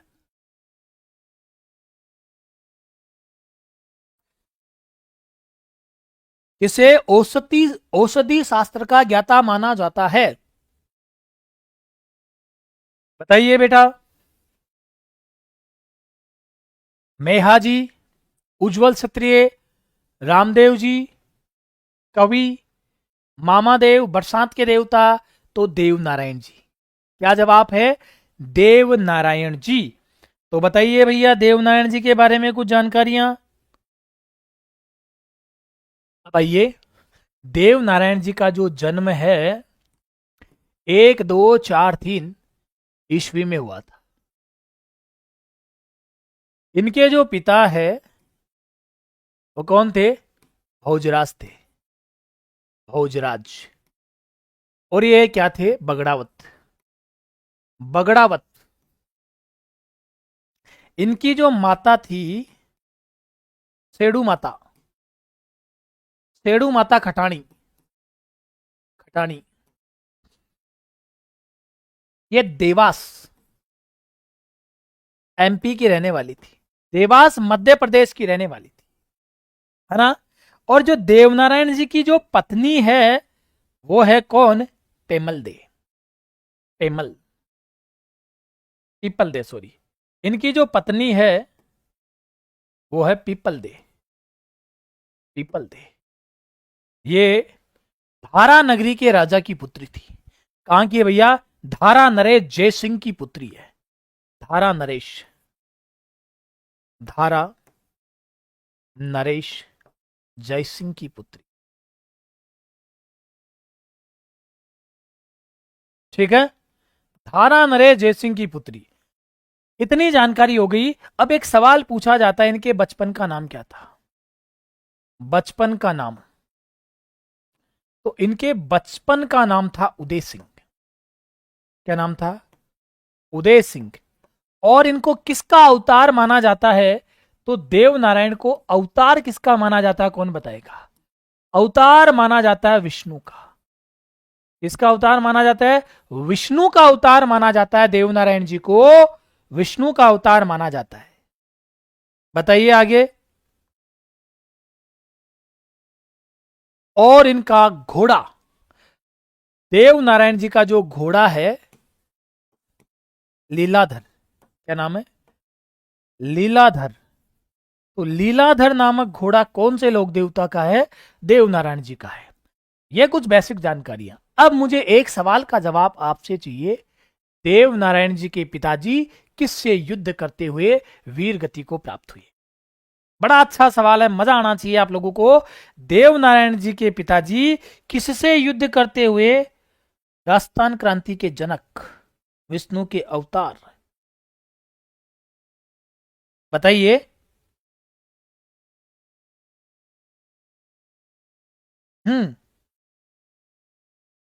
तो देव नारायण जी के पिताजी, अब थोड़ी कहानी को समझिए फिर आगे की ओर चलेंगे। देखो, देव नारायण जी के पिताजी और इनके भाई थे वो बगड़ावत कहलाते।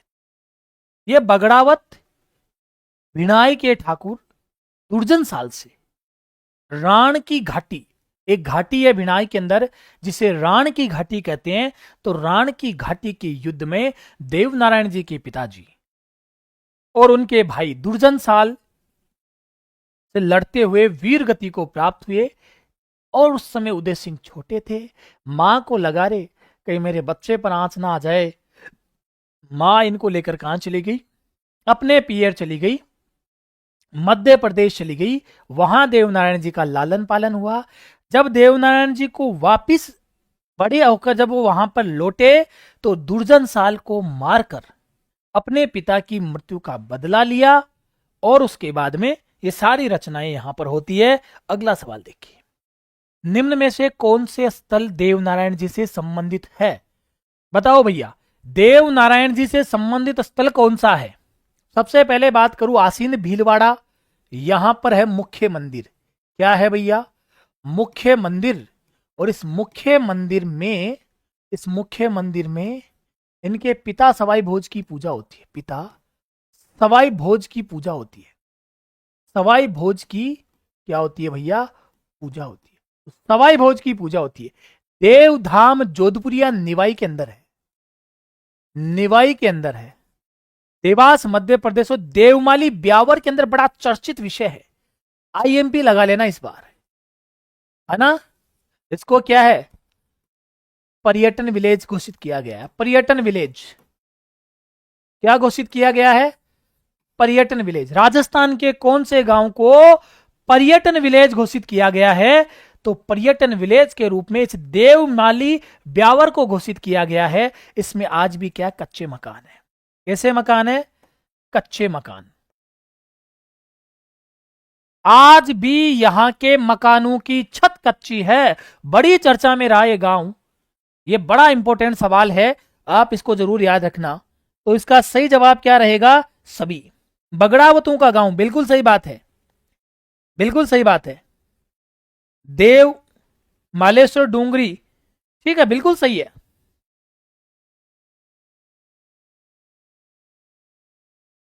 चलूं आगे? हाँ जी। तो यहां पर जो इनका मेला भरता है ना, मेला, इनका मेला भरता है भाद्रपद शुक्ल सप्तमी को। और देवनारायण जी के मंदिर में छाछ, राबड़ी और नीम के पत्ते चढ़ाए जाते हैं। इस बात को भी आप याद रखना। लाइक में कमी मत रखो यार, शेयर कर दो अगर आपका मन कर रहा है। तो अगला सवाल देखो, किस लोक देवता के मंदिर में मूर्ति की जगह ईंटों की पूजा की जाती है? बहुत अच्छा सवाल है, बड़ा शानदार सवाल है। इसका भी जवाब क्या रहने वाला है? देव नारायण जी। तो देव नारायण जी से क्या क्या सवाल बनेंगे? इनकी फड़ बड़ी खतरनाक है। देव नारायण जी की क्या फड़ से बड़े अच्छे सवाल बनते हैं। तो देव नारायण जी की फड़ सबसे क्या है? बड़ी, सबसे छोटी, सर्वाधिक, सर्वाधिक चित्रों वाली। इसका जो वाचन करते हैं गुर्जर भोपे, गुर्जर भोपे। और बच्चा जो इसका वाचन किया जाता है जंतर वाद्य यंत्र के साथ, जंतर वाद्य यंत्र के साथ। तो जंतर वाद्य यंत्र के साथ किसका वाचन किया जाता है? देव नारायण जी की फड़ का वाचन किया जाता है। अब मुझे बताओ भैया, ये राजस्थान की एकमात्र लोक देवता है जिन पर क्या है, कितनी बड़ी है ये? देव नारायण जी की फड़ में 335 गीत है। कितने गीत है? 335 गीतों की यह फड़ है, जिसमें 1200 पृष्ठ होते हैं। जो पृष्ठों की है ना, वो 1200 पृष्ठों की संख्या है और 15,000 पंक्तियां है। एक इंपॉर्टेंट चीज नोट, 1992 ईस्वी में डाक टिकट जारी, डाक टिकट जारी 1992 ईस्वी में डाक टिकट जारी। और आईएमपी लगा लेना, फड़पड़ तो तब हुआ। और 2011 के अंदर, 2011 में देवनारायण जी पर खुद पर, तेजा जी के साथ देवनारायण जी पर खुद पर डाक टिकट जारी हुआ, वो 2011 में। कहीं 2010 लिखा मिले तो याद रखना, घोषणा हुई थी 2010 के अंदर सचिन पायलट के द्वारा, और 2011 के अंदर ये जारी किया गया था। तो कई बार 2010 लिखा हुआ मिलता है। तेजा जी पर डाक चित्र कब, जो मतलब जो डाक है, क्या कहते हैं इसको, टिकट कब जारी हुआ? तो इसके कितने रुपए का डाक टिकट जारी हुआ है? यहां भी 5 रुपए का, और बच्चा यहां भी 5 रुपए का। तो देव नारायण जी की फड़ पर 92 में जारी हो चुका है, जबकि देव नारायण जी खुद पर 2011 में जारी हुआ है। ठीक है, मेरी बात को समझ रहे हैं आप? देव नारायण जी की फड़ पर कब? तो सर जवाब देना, कहां गया? 92 ईस्वी में। और देव नारायण जी खुद पर कब? तो 2011 ईस्वी के अंदर क्या हो गया है? डाक टिकट जारी हो गया है। चलूं आगे? चलिए, अधोलिखित लोक देवता मुख्य तीर्थ स्थलों में से कौन सा युग्म असंगत है? असंगत युग्म बताइए, बताइए भैया।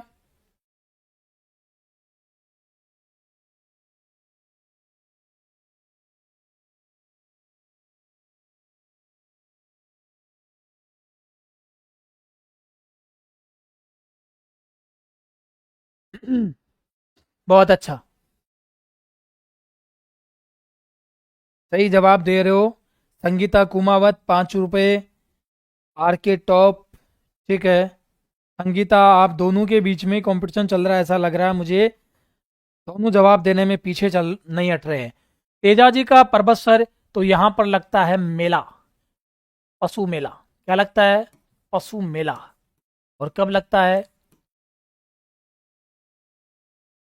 भाद्रपद शुक्ल दशमी, तेजाजी पशु मेला। देव नारायण जी आसिंद, अभी बताया था मैंने आपको, भाद्रपद शुक्ल सप्तमी। बाबूजी कोलुमंड, अभी मैंने बात की थी, चैत्रमावस्या, चैत्रमावस्या। और इसका राइट आंसर है तल्लीनाथ जी। तो कतरिया सर में किसका है? जसनाथ जी का। जसनाथ जी, लोक संत पढ़ेंगे तब। और इनका कहां भी आगे आ जाएगा, अभी जस्ट आगे इनके बारे में आ रहा है, जहां इनका जवाब दे देंगे। शाबाश बेटा, बहुत अच्छा। अगला सवाल देखो, निम्नलिखित में से कौन सा युग्म लोक देवता माता सुमेलित नहीं है? अरे वाह, अब मजा आ गया। बड़े अच्छे से विचार करो, सोचो समझो और जवाब दो। सवाल बड़ा अच्छा है, बस जवाब तुम लोगों का अच्छा आना चाहिए। निम्नलिखित में से कौन सा युग में लोक देवता और माता सुमेलित नहीं है? कौन देगा जवाब? तेजाजी रामप्यारी, रामदेव जी मैणा दे, पाबू जी कमला दे, और गोगा जी बाछल दे। क्या जवाब होगा सही? बहुत अच्छा। अब आप कंफ्यूज हो गए, जवाब आने बंद हो गए। दो भैया जवाब। हाँ, कोशिश की है, संगीता कुमावत ने कोशिश की है। तो तेजा जी की जो माता है वो राम प्यारी नहीं है, राम कुंवरी है, राम कुंवरी, राम कुंवरी है। तो हमें जवाब मिल गया ए, बाकी सब सही है। तेजाजी के चबूतरे को थान तथा तेजाजी के पुजारी को क्या कहा जाता है? तेजाजी के चबूतरे को थान और तेजाजी के पुजारी को क्या कहा जाता है? चलिए जी, अब तेजाजी से संबंधित कुछ चीजें आओ। सबसे पहले इनका है चबूतरा, चबूतरा इसको कहते हैं थान। फिर है इनका पुजारी, फिर है इनका पुजारी, उसे कहते हैं घोड़ला, घोड़ला। फिर इस पुजारी का होता है एक सहयोगी, उसे कहते हैं कोटवाड़, कोटवाड़। तेजा जी का, तेजा जी का जो बेटा जी क्या कहते हैं खेत था ना, तेजा जी का जो खेत था उसे कहा जाता है खाबड़ा, खाबड़ा। इनकी जो घोड़ी है उसका नाम है लिल्लण, क्या है? लिल्लण। और तेजा जी का और क्या रह गया? थान हो गया, सब कुछ हो गया, ओके। इनको कहा जाता है, इनका अन्य नाम, अन्य नाम, तो अन्य नाम में बड़े इंपॉर्टेंट इंपॉर्टेंट नाम लेते आ जाओ बेटा। अन्य नाम में इंपॉर्टेंट नाम क्या है? इन्हें कहा जाता है काला बाला का लोक देवता, काला बाला का देवता। बाला का अर्थ होता है नारू रोग, नारू रोग निवारक, नारू रोग। बाला का अर्थ होता काला बाला का देवता, कृषि उपकारक देवता, कृषि उपकारक देवता, कृषि उपकारक देवता। किसान, किसान खेत जोतते समय, खेत जोतते समय, किसान खेत जोतते समय तेजा गीत गाते हैं। जो गीत गाते हैं ना उसे तेजा टेर के, तेजा गीत गाते हैं, तेजा गीत। और तेजा गीत की टेर, की टेर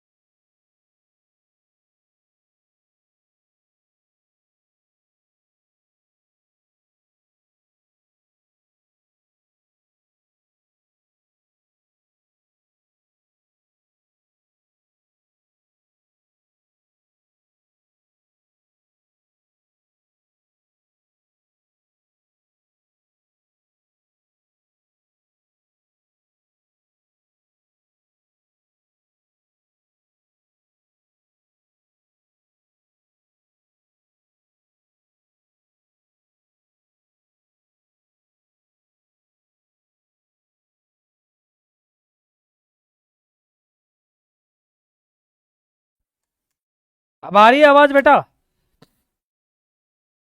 हाँ जी बच्चा, आ रही है अब आवाज?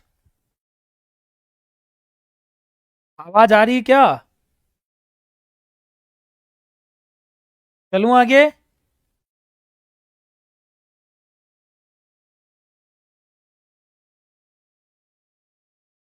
ठीक है अब?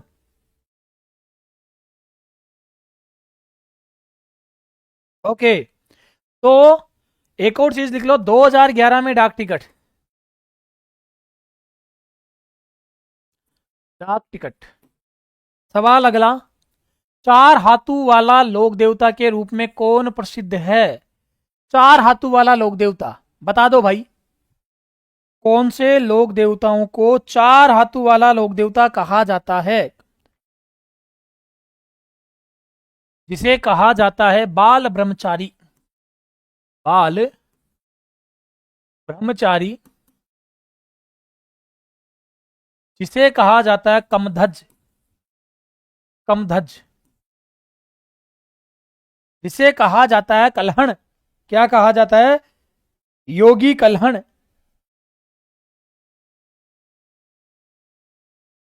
योगी कल्याण कल्हण। जिसे कहा जाता है केहर। अरे मजा आ गया भैया। और एकमात्र लोक देवता, एकमात्र लोक देवता जो दूल्हे के भेष में, दूल्हे के भेष में लड़ते हुए वीर गति को प्राप्त हुए, वीर गति को प्राप्त हुए, वीर गति को प्राप्त हुए ऐसे लोक देवता के बारे में बताओ।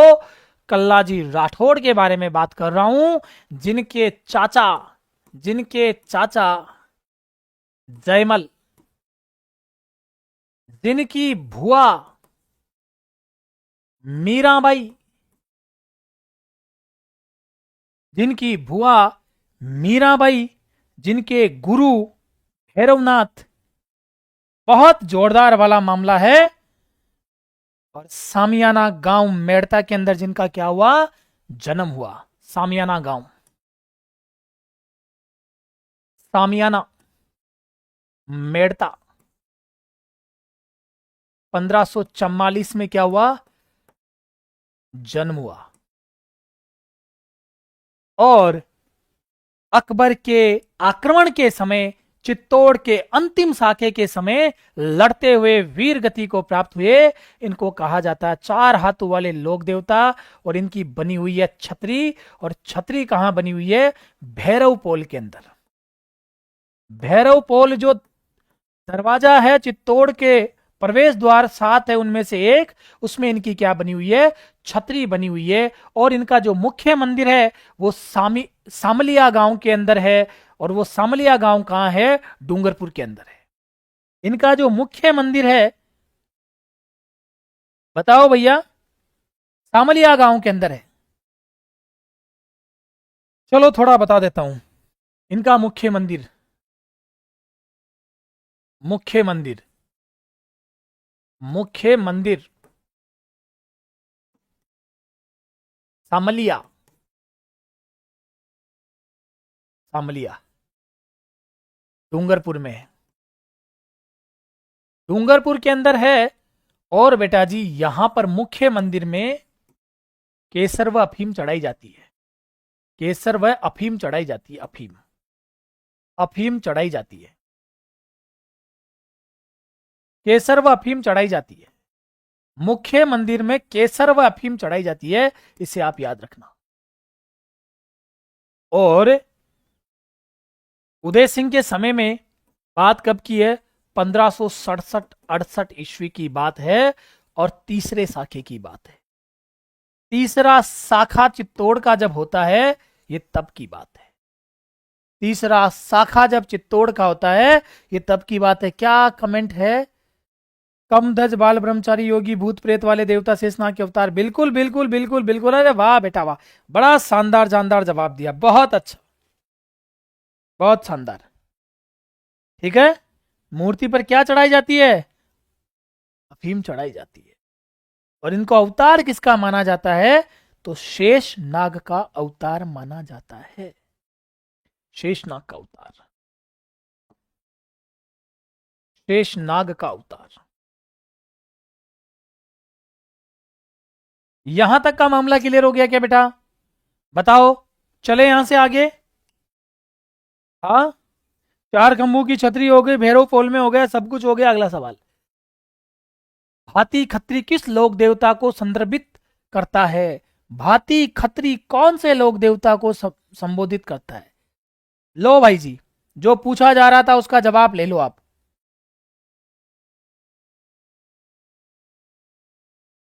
काला जी को भाती खत्री कहां पर कहा जाता है? एक बड़ा इंपॉर्टेंट सवाल है। तो गुजरात के अंदर,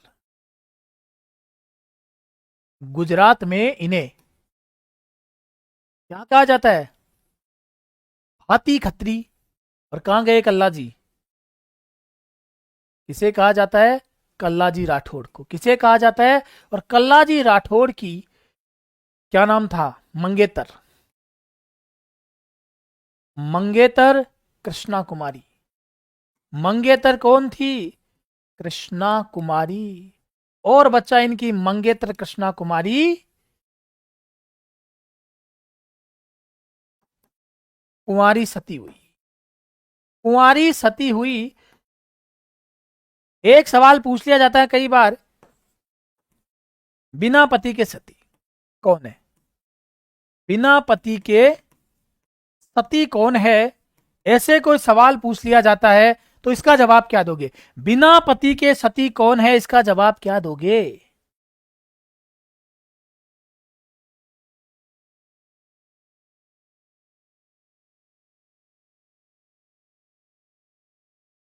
अब बेटा जी, खुशवाह साहब, अब तो हम यहीं पढ़ा रहे हैं बस। देखो भैया, एक शिक्षक को जहां जहां प्लेटफॉर्म मिलता है वहां वहां पढ़ाता है। रानेला उदयपुर बिल्कुल सही है। ठीक है, चलें आगे। रीडी गांव बीकानेर किस लोक देवता का जन्म स्थल है? रीडी गांव बीकानेर में कौन से लोक देवता का जन्म स्थल है? बताइए। महंजी पिता, सुल्तानी माता, जाखड़ जाति यानी कि गोत्र, हाँ, और बीगा जी। कौन है? बीगा जी। बताइए। बीघा जी, रीडी गांव के अंदर। मंदिर वंदिर सब यहीं पे है। जाखड़ जाति के जाट, रीडी गांव के अंदर। और मेला अक्टूबर माह में। मेला अक्टूबर माह में, अक्टूबर माह में 14 अक्टूबर का। राजस्थान के एकमात्र ऐसे लोक देवता जिनका मेला ग्रेगोरियन कैलेंडर के आधार पे भरता है, यानी कि फिक्स है 14 अक्टूबर के दिन इनका क्या लगेगा? मेला लगेगा। और अगला देखो भैया, राजस्थान की संस्कृति में ओरण संबंधित है।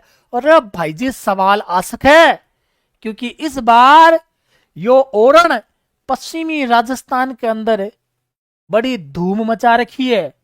कि ओरण लेर राजस्थान की विधानसभा में टेबला कूटी जा रही है, धरना प्रदर्शन होते जा रहे हैं।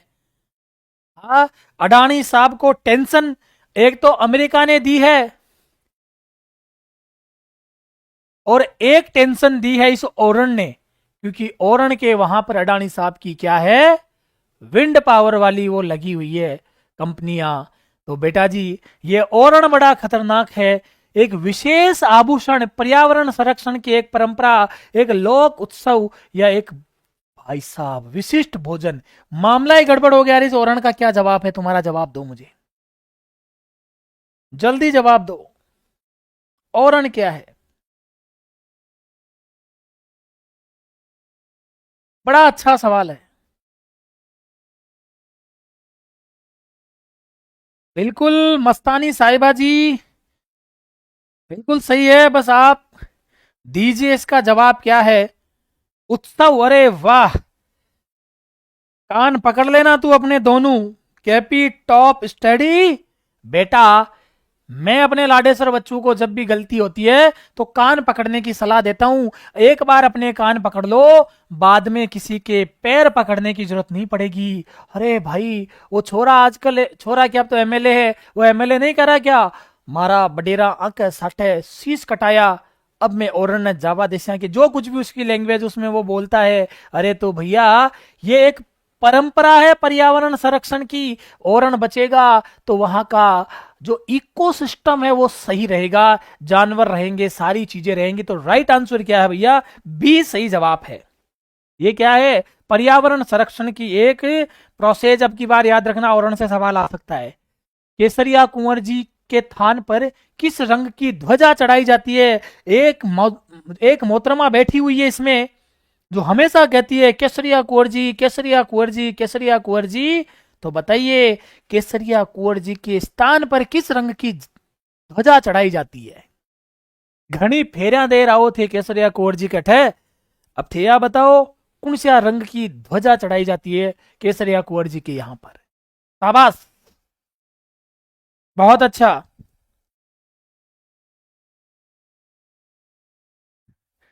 ना ना ना ना ना ना, इसमें कोई, ठीक है। सफेद, अरे वाह, सफेद रंग की क्या चढ़ाई जाती है, ध्वजा चढ़ाई जाती है। सफेद रंग की ध्वजा। कौन है केसरिया कुंवर जी, तो केसरिया कुंवर जी मैं आपको बताया था, गोगा जी के, गोगा जी के पुत्र है। और केसरिया कुंवर जी सर्पदंश का इलाज करते हैं। सर्पदंश का इलाज मुंह से चूस कर, मतलब अलग अलग तरीके से, ये देखो अलग अलग देख डॉक्टर होते ना, तो अलग अलग तरीके से इलाज करते हैं। इनके यहां पर सर्पदंश का पीड़ित का जो जहर है ना, वो मुंह से जहर चूस कर, मुंह से जहर चूस कर इसका इलाज किया जाता है। इस बात को आप याद रखना। तो किसका, केसरिया कुंवर जी के यहां पर। और सफेद रंग की इनके क्या लगाई जाती है, गोगा जी के पुत्र। बिल्कुल सही है। अब बस सवालों की गति बदलने वाली है। भूरिया बाबा आराध्य देवता है, भूरिया बाबा आराध्य देवता है। शाबाश बेटा, बहुत बढ़िया। बस कुछ ही समय में सवाल हमारे समाप्त होने वाले हैं। भूरिया बाबा आराध्य देवता है। इन्हें गौतमेश्वर मंदिर, शिरोई, गौतमेश्वर मंदिर शिरोई के अंदर स्थित है, भूरिया बाबा का। इसे आप याद रखना। इनका एक अरनौत के अंदर भी क्या है, मंदिर स्थित है।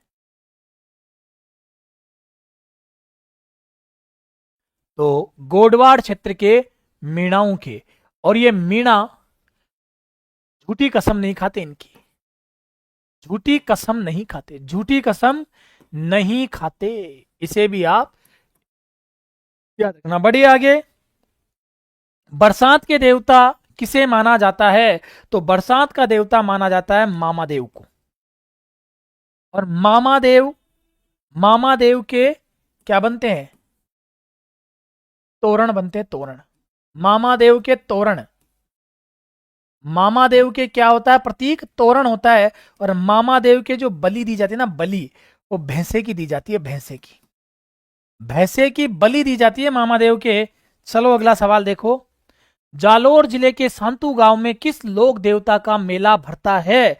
जालोर जिले के सांतु गांव के अंदर कौन से लोक देवता का मेला भरता है। बरसात का देवता तो लिख ही दिया ना मैंने, नहीं लिखा कि, अरे हाँ, बरसात का देवता तो पूछा है। जालोर जिले के सांतु गांव में कौन से देवता का मेला भरता है।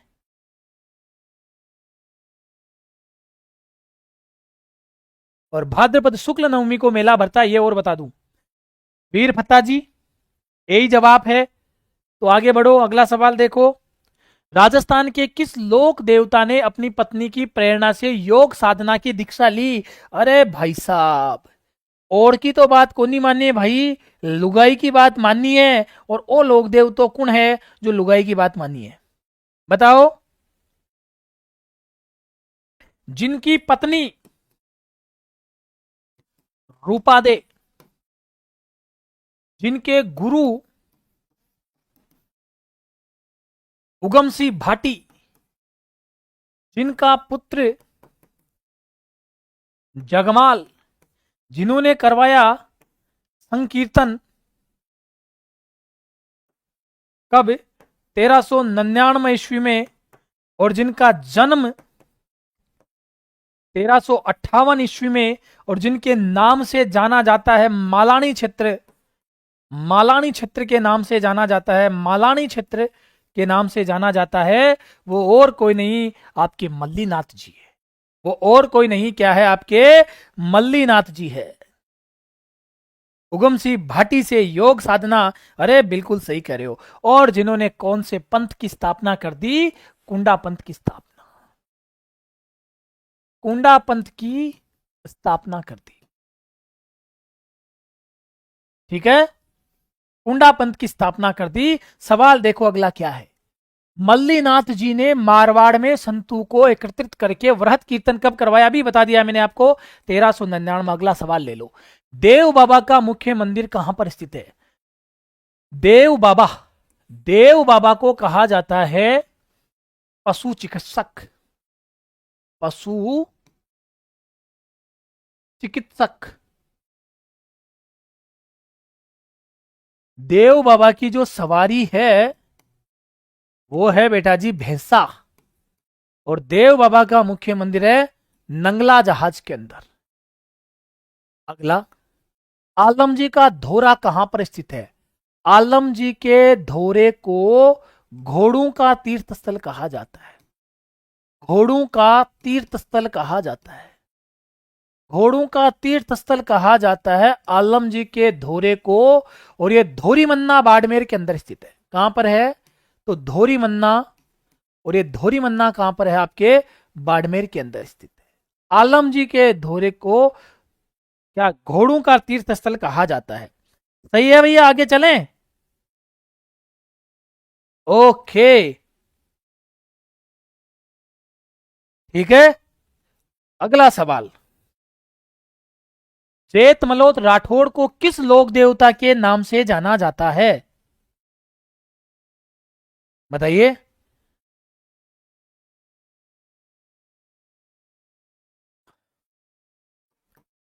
भाद्रपद शुक्ल द्वितीया को मेला लगता है उनका, और ये कोई और नहीं है, आपके आलम जी है। कौन है? आलम जी है। तो आलम जी आपका राइट आंसर है। सवाल अगला देखते हैं। झोरड़ा नागौर में किस लोक देवता का मुख्य मंदिर है? झोरड़ा नागौर में, नागौर वाले बताएंगे भैया, झोरड़ा नागौर में बताइए। जिस देवता के यहां पर सांप की बांबी पूजी जाती है, सांप की बांबी की पूजा, सांप की बांबी की पूजा जिस लोक देवता के यहां पर होती है, वो लोक देवता क्या है? आपके हरि राम जी, जिन्हें झरड़ा जी के नाम से जाना जाता है। झरड़ा जी, बाबा हरि राम जी उर्फ झरड़ा जी, और ये नागौर में जन्मे थे। नागौर में इनका मुख्य मंदिर है, और इसकी सांप की बांबी की पूजा की जाती है। अगला सवाल, हिमाचल में बालकनाथ के रूप में कौन से लोक देवता पूजे जाते हैं? हिमाचल में बालकनाथ के रूप में कौन से लोक देवता पूजे जाते हैं? बताइए भैया।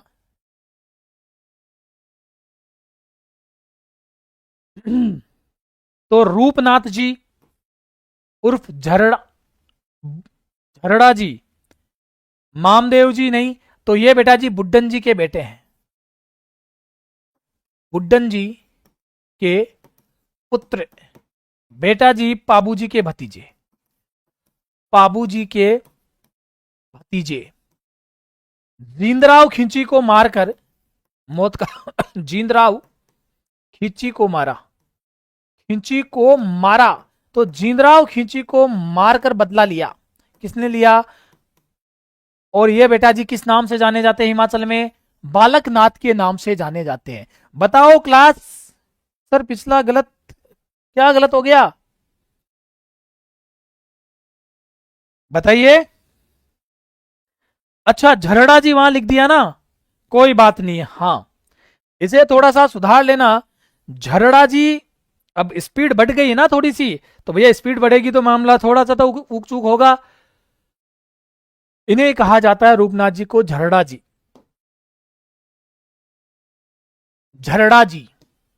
ठीक है नेक्स्ट सवाल, क्योंकि समय हो चुका है। झुंझार जी का मुख्य मंदिर कहां पर स्थित है? झुंझार जी का मुख्य मंदिर कहां पर स्थित है? बड़ा आसान सा सवाल है। तो इनका जन्म इमलोहा गांव में हुआ था।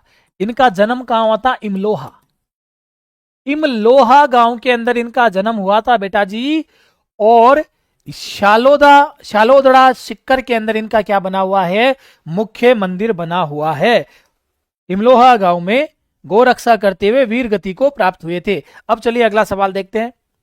होली के अवसर पर इलोजी की बारात कहां से निकाली जाती है? कौन है इलोजी? सबसे पहले बात करते हैं इलोजी कौन है। होलिका के मंगेतर, होलिका के मंगेतर, होलिका के मंगेतर। छेड़छाड़ के लोक देवता, छेड़छाड़ के लोक देवता, छेड़छाड़ के लोक देवता। मंदिर में नग्न मूर्ति लगी हुई है, मंदिर में नग्न मूर्ति लगी हुई है। और बच्चा बाड़मेर के अंदर इनकी क्या निकाली जाती है? सवारी निकाली जाती है। इलो जी को होलिका के मंगेतर बिल्कुल सही जवाब है, डी सही आंसर। अगला सवाल, निम्नलिखित में से कौन सा सुमेलित नहीं है? गोगा जी, गोगा मेड़ी, मल्लीनाथ जी, पिचियाक। कौन सा सही नहीं है? जवाब देते चलिए।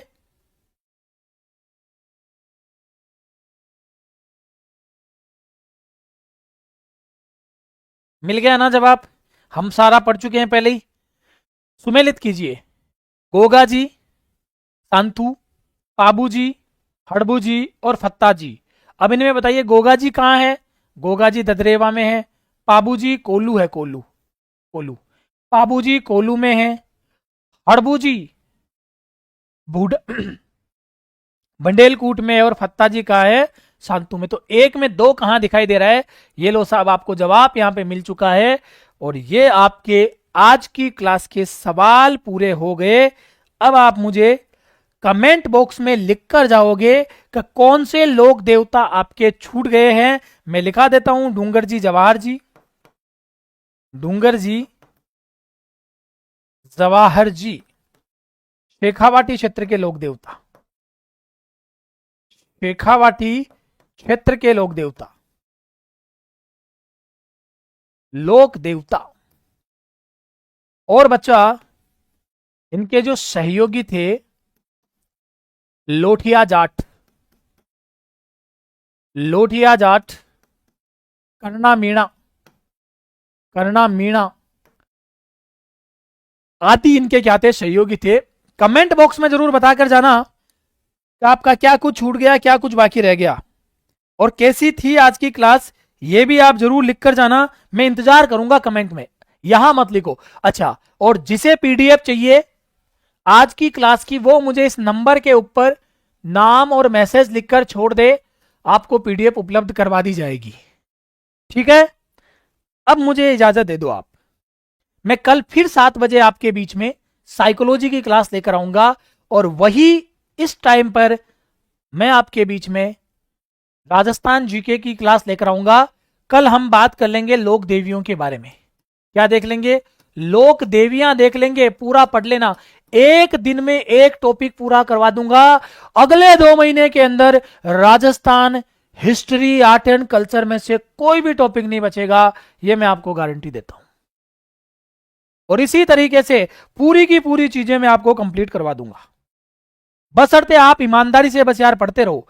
और संख्या इतनी बढ़ा देना अपनी क्लास की कि एक बार तो ऐसा लगेगा ये हुजूम कहां से आ गया इस क्लास के अंदर, है ना? ये जिम्मेदारी आपकी है। आज पहला टेस्टिंग मोड पे आपकी क्लास थी, ये मान के चलो। कैसी लगी ये टेस्ट भी बताकर जाना, और जो मैंने वो सवाल दिए थे उसके जवाब लिखकर जाना मुझे कमेंट बॉक्स में। ठीक है, तो अब लेता हूं मैं इजाजत। Thank you so much. जय हिंद, जय भारत, शुभ रात्रि।